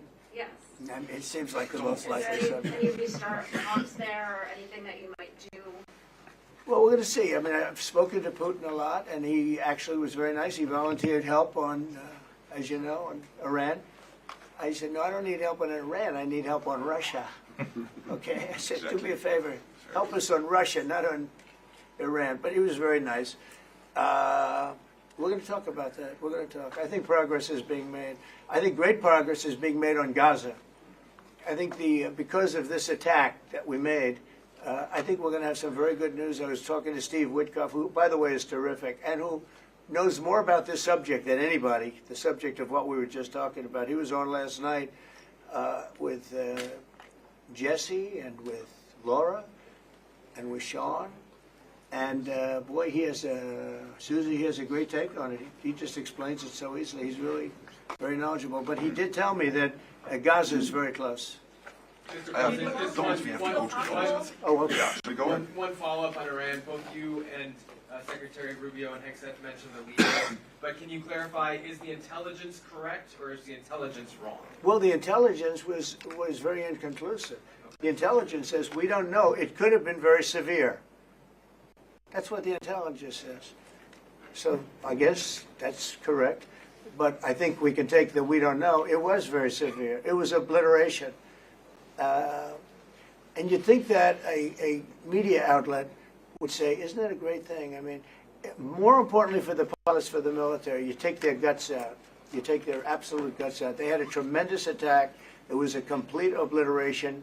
The other team, the other group, Iran, said, let's stop this. And you know what? Israel said it too. Very smart. They fought like hell, and then they said, let's stop. And they're going to build themselves. And I really see it as sticking. I mean, we may do papers on it, Marco. Maybe we're going to do papers. I don't even know if you need them. They're not going to be fighting each other. They've had it. They've had a big fight, like two kids in a schoolyard. You know, they fight like hell. You can't stop them. Let them fight for about 2-3 minutes. Then it's easy to stop them. And then Daddy has to sometimes use strong language to You have to use strong language. Every once in a while you have to use a certain word. I think we have to join the others. Yes, we're going to join some other group. Yes, thank you. Katie, one last question. Do you believe she's so good. That's the only reason I pay. Thank you, Mr. President. She used to be very difficult. Go ahead. Do you believe that this strike on the Iranian nuclear program will lead to the release of the hostages in Gaza? I think that it helped a little bit. It showed a lot of power. Yeah, I think it helped. But we're going to get separately, even before this, we were very close to making a deal on Gaza. I think this helped, yes. Okay? Thank you, Katie. Thank you, everybody. Thank you.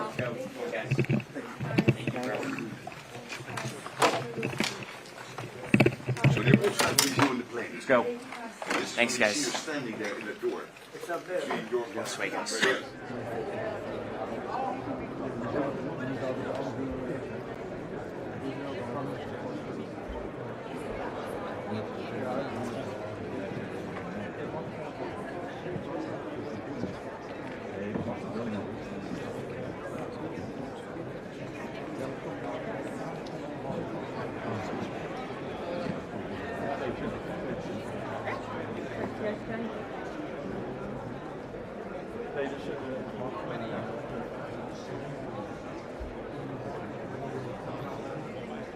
I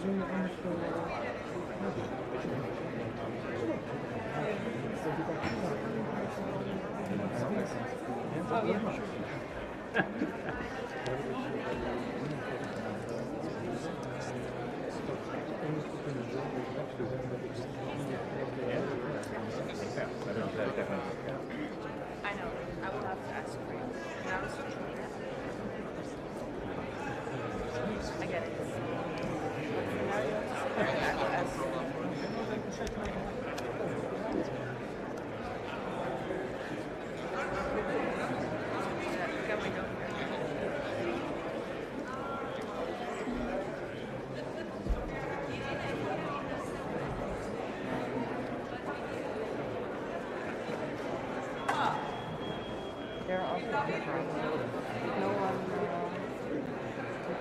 Okay, so okay, you're not at the same time. I need to do the function stay here. When this because we can. So it's very fine. Yeah.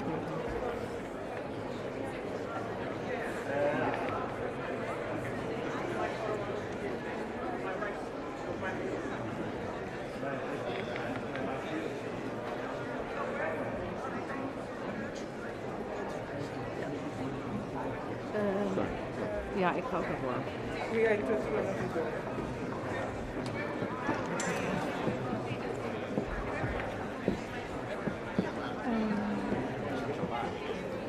Let me check. I think if you come, if you come close to me,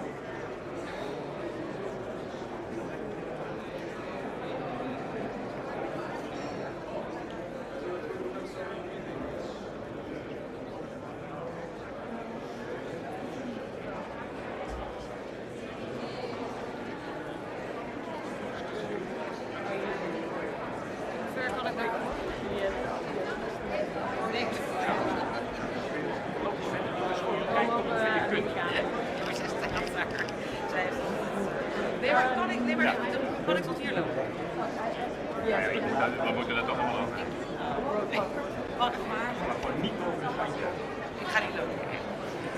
Niet boven het randje? Wat zit je nou?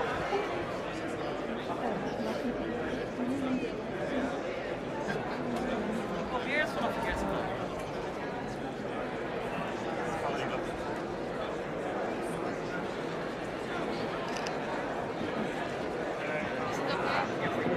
Zou ik Theo niet doen. Ik heb het liever niet. Het is meer voor een totaalschot.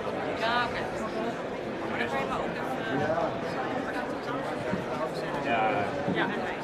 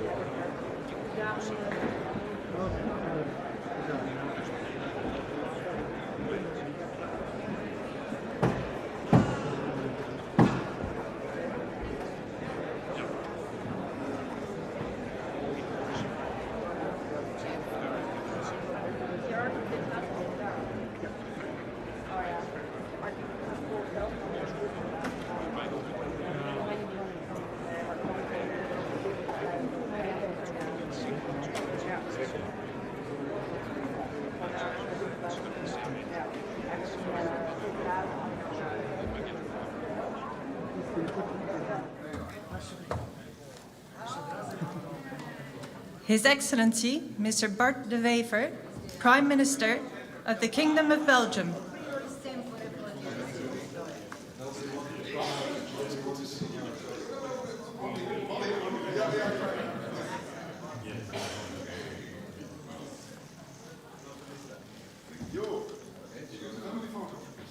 His Excellency, Mr. Rosen Yeliaskov, Prime Minister of the Republic of Bulgaria.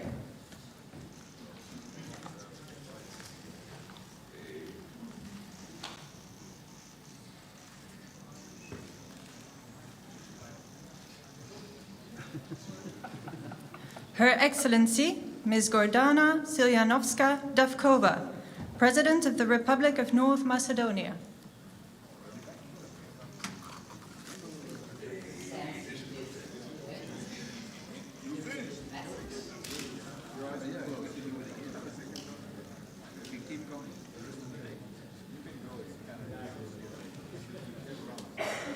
Her Excellency, Ms. Kristrún Frostadóttir, Prime Minister of the Republic of Iceland.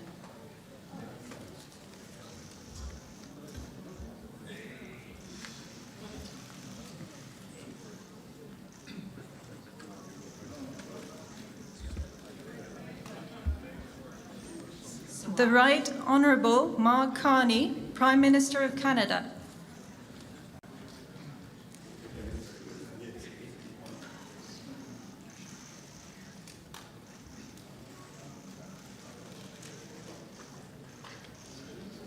His Excellency Mr. Kristen Michal, Prime Minister of the Republic of Estonia.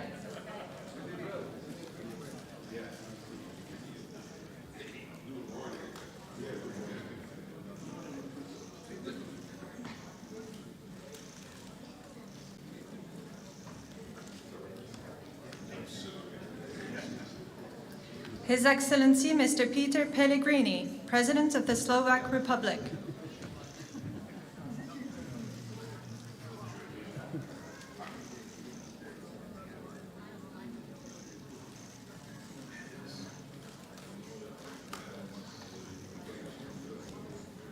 His Excellency Mr. Pedro Sanchez, President of the Government of the Kingdom of Spain.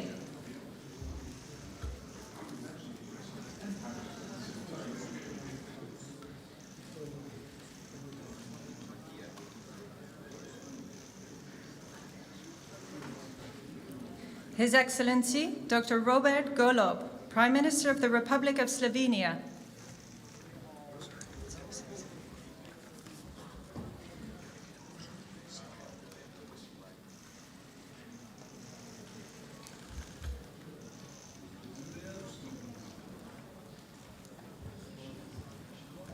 His Excellency Mr. Jonas Gahr Støre, Prime Minister of the Kingdom of Norway.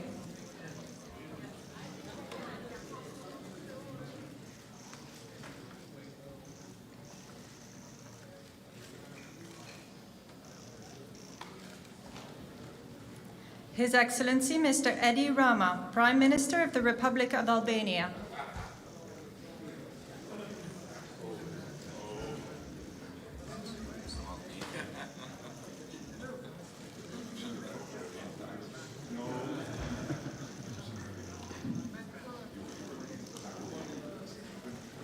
His Excellency Mr. Gitanas Nausėda, President of the Republic of Lithuania.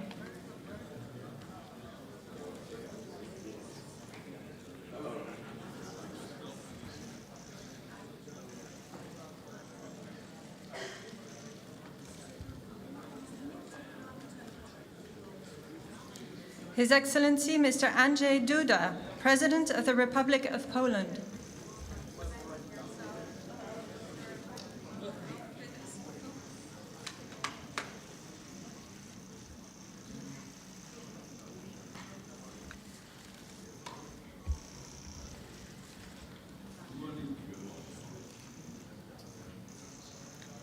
His Excellency Mr. Recep Tayyip Erdogan, President of the Republic of Turkey.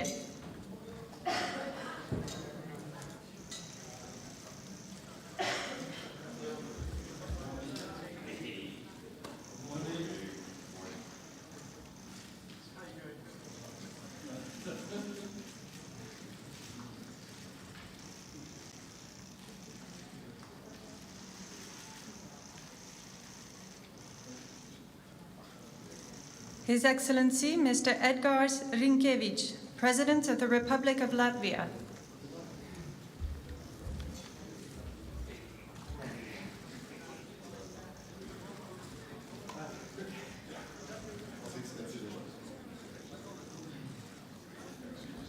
Son Excellence, Monsieur Luc Frieden, Premier ministre du Grand-Duché de Luxembourg.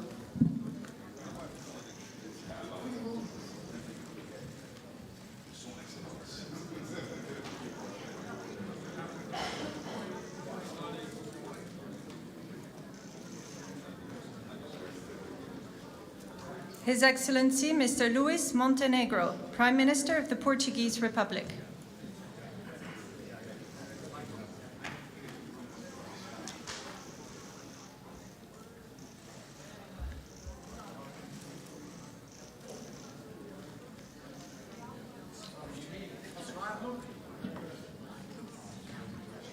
His Excellency Mr. Ulf Kristersson, Prime Minister of the Kingdom of Sweden.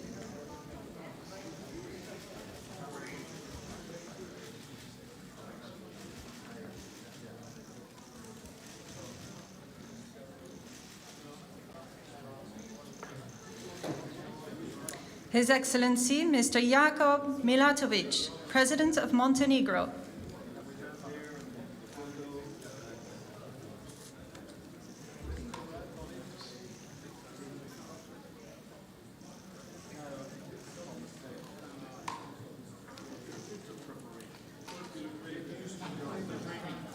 His Excellency Mr. Peter Pavel, President of the Czech Republic.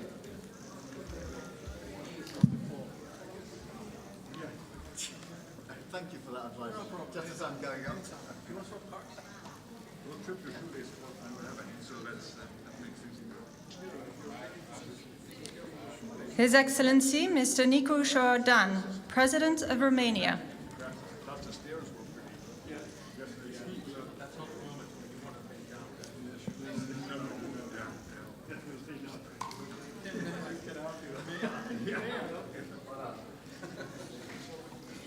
The Right Honourable Keir Starmer, Prime Minister of the United Kingdom of Great Britain and Northern Ireland.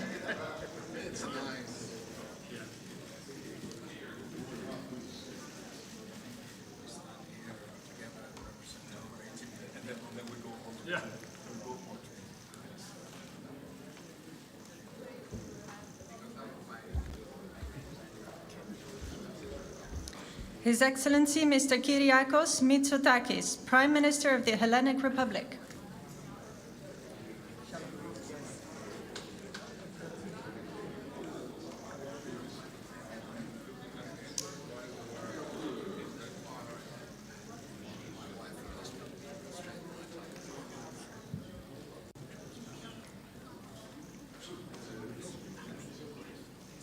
His Excellency Mr. Alexander Stubb, President of the Republic of Finland.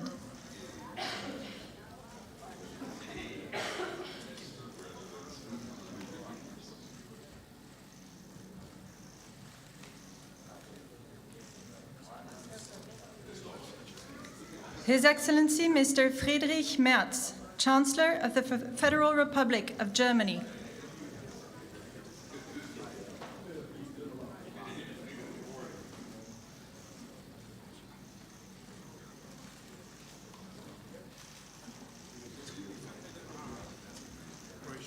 Her Excellency Ms. Mette Frederiksen, Prime Minister of the Kingdom of Denmark.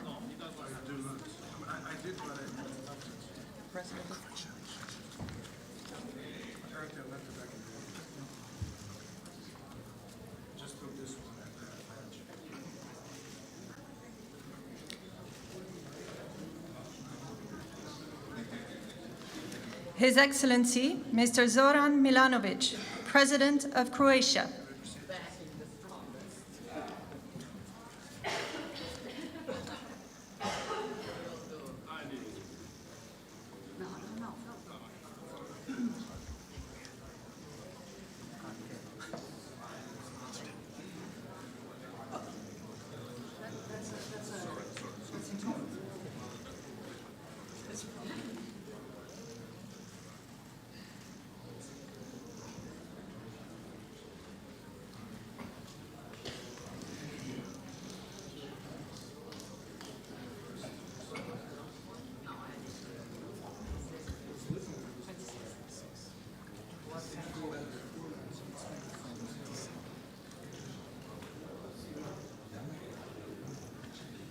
His Excellency Mr. Viktor Orbán, Prime Minister of Hungary.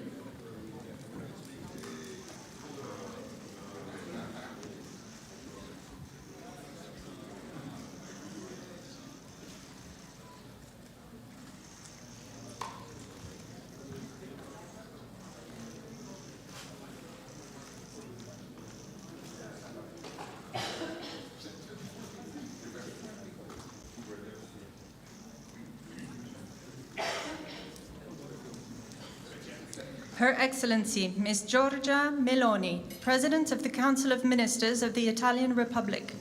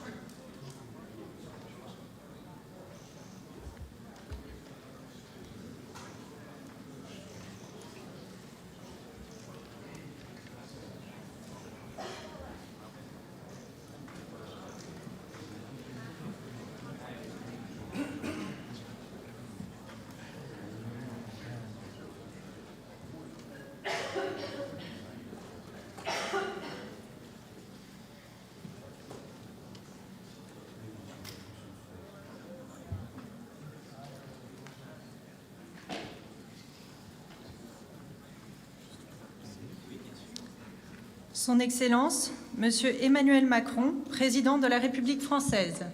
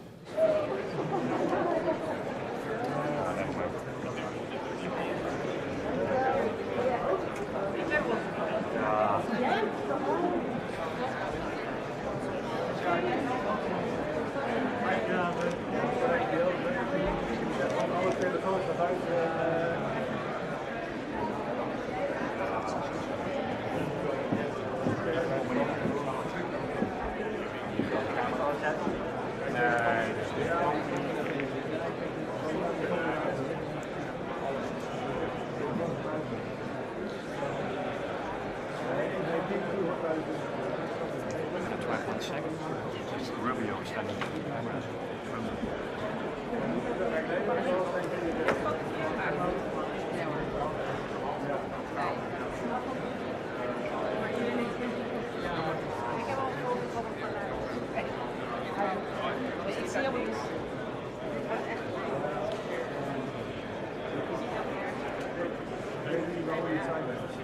Nee, ik ben even met de boot. Ik kan er niet op. Nee.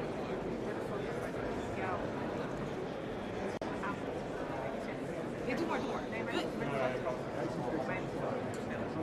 maar hier heb je mijn fototoestel. Ik ga er achter dat ik een beetje in het licht sta. Dat is fijn. Oh. Mevrouw, sorry, ben ik een badge. Even kijken, Nee, maar gewoon het tussendoor, dat maakt niet uit. een stukje door. Ik kan die heel lang.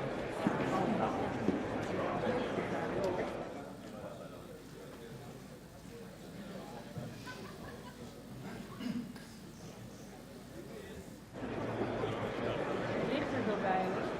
Ja, dat is alleen maar dicht. Oh, dat kan.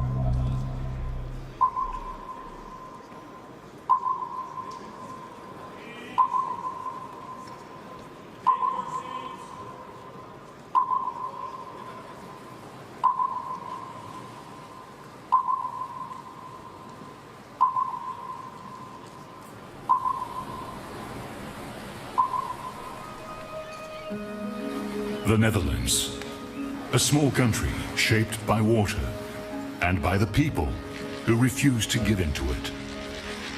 For centuries, the Dutch have battled water as generations stood united against this force, because safety isn't a given. It's something you build together. In 1949, we stood at the cradle of NATO, bound by the belief that peace is protected through unity and strength. Since then, NATO has shielded us, sparing 3 Dutch generations the horrors of war. As the Dutch unite against the sea, NATO allies unite to share the burden of defense and security. With the horrors of war. As the Dutch unite against the sea, NATO allies unite to share the burden of defense and security. With deeper commitments and collaboration, we stand even stronger.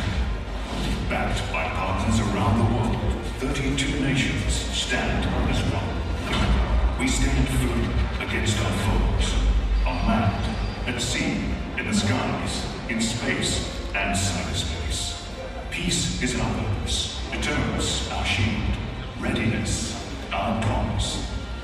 NATO is not just about nations, it's about people, leaders, soldiers, citizens, each playing their part to protect the life we built for ourselves and...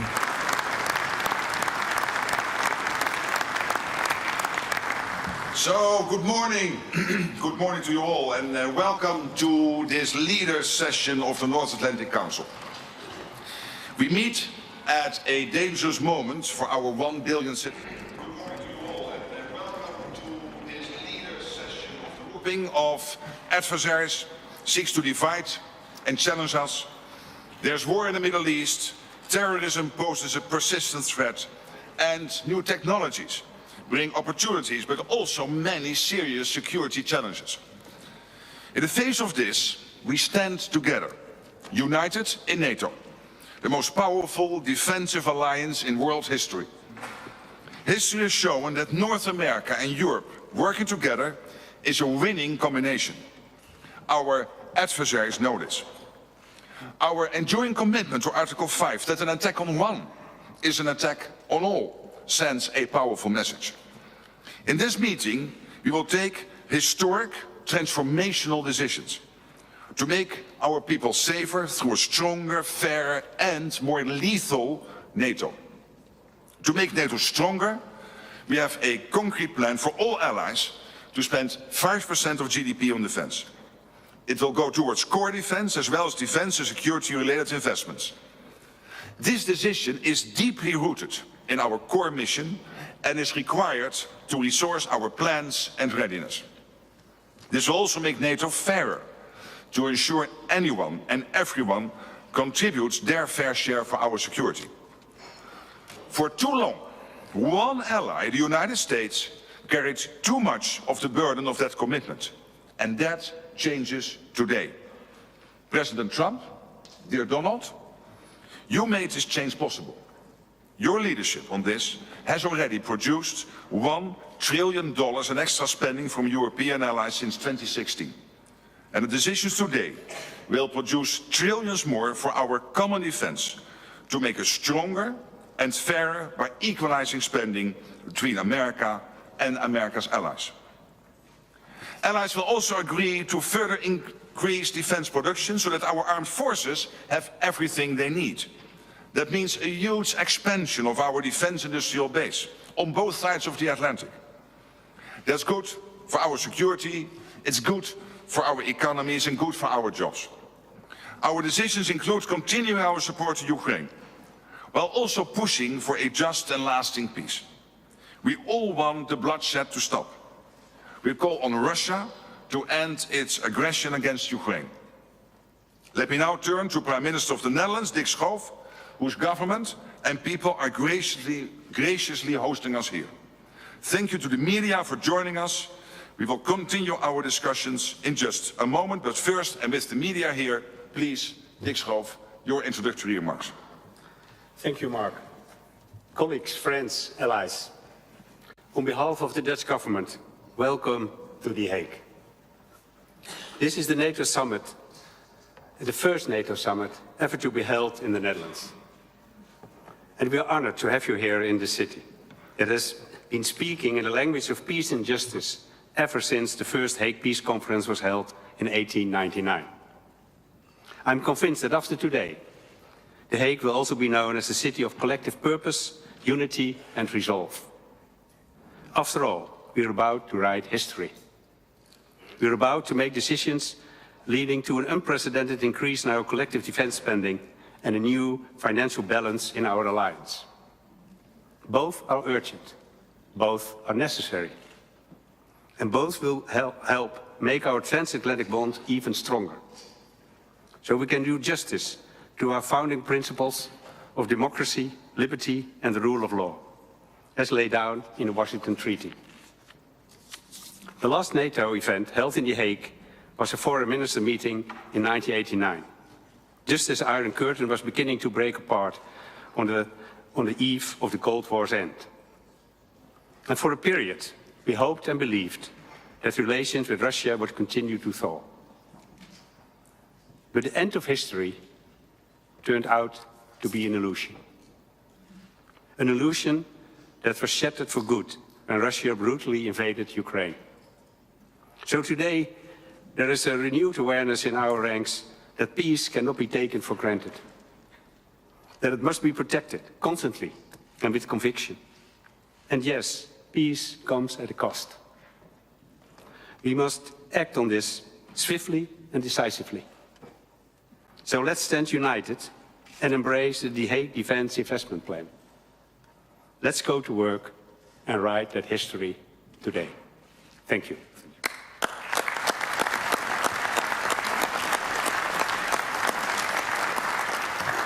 So thank you for the media for joining us, but in the spirit of democracy, I have to ask you to leave the room now. Thank you.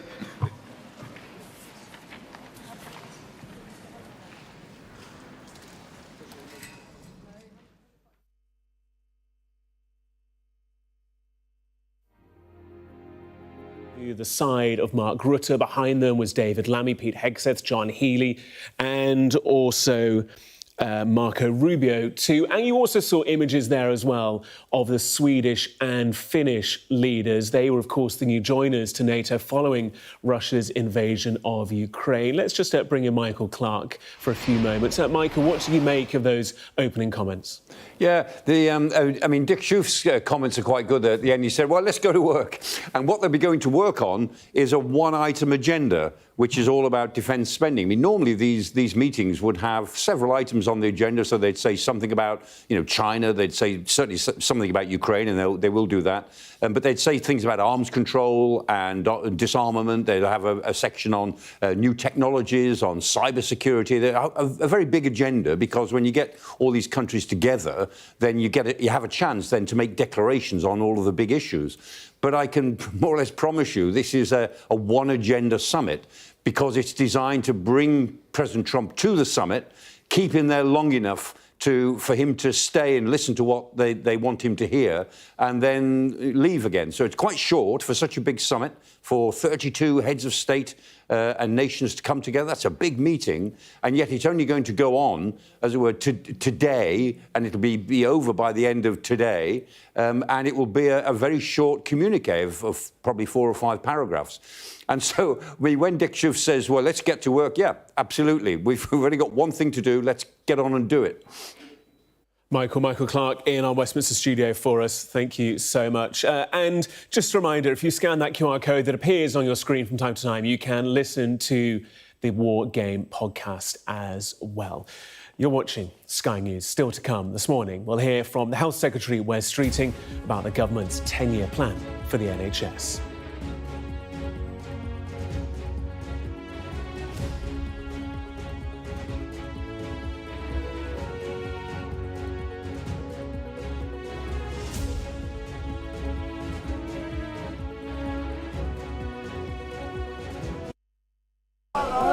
Turkey is burying its dead. Whole families died in this collapse. Generations wiped out. I'm Siobhan Robbins, Sky's Europe correspondent based here in Berlin. This is just a small sample of the deadly arsenal taken off the streets. Anyone could say, I'll do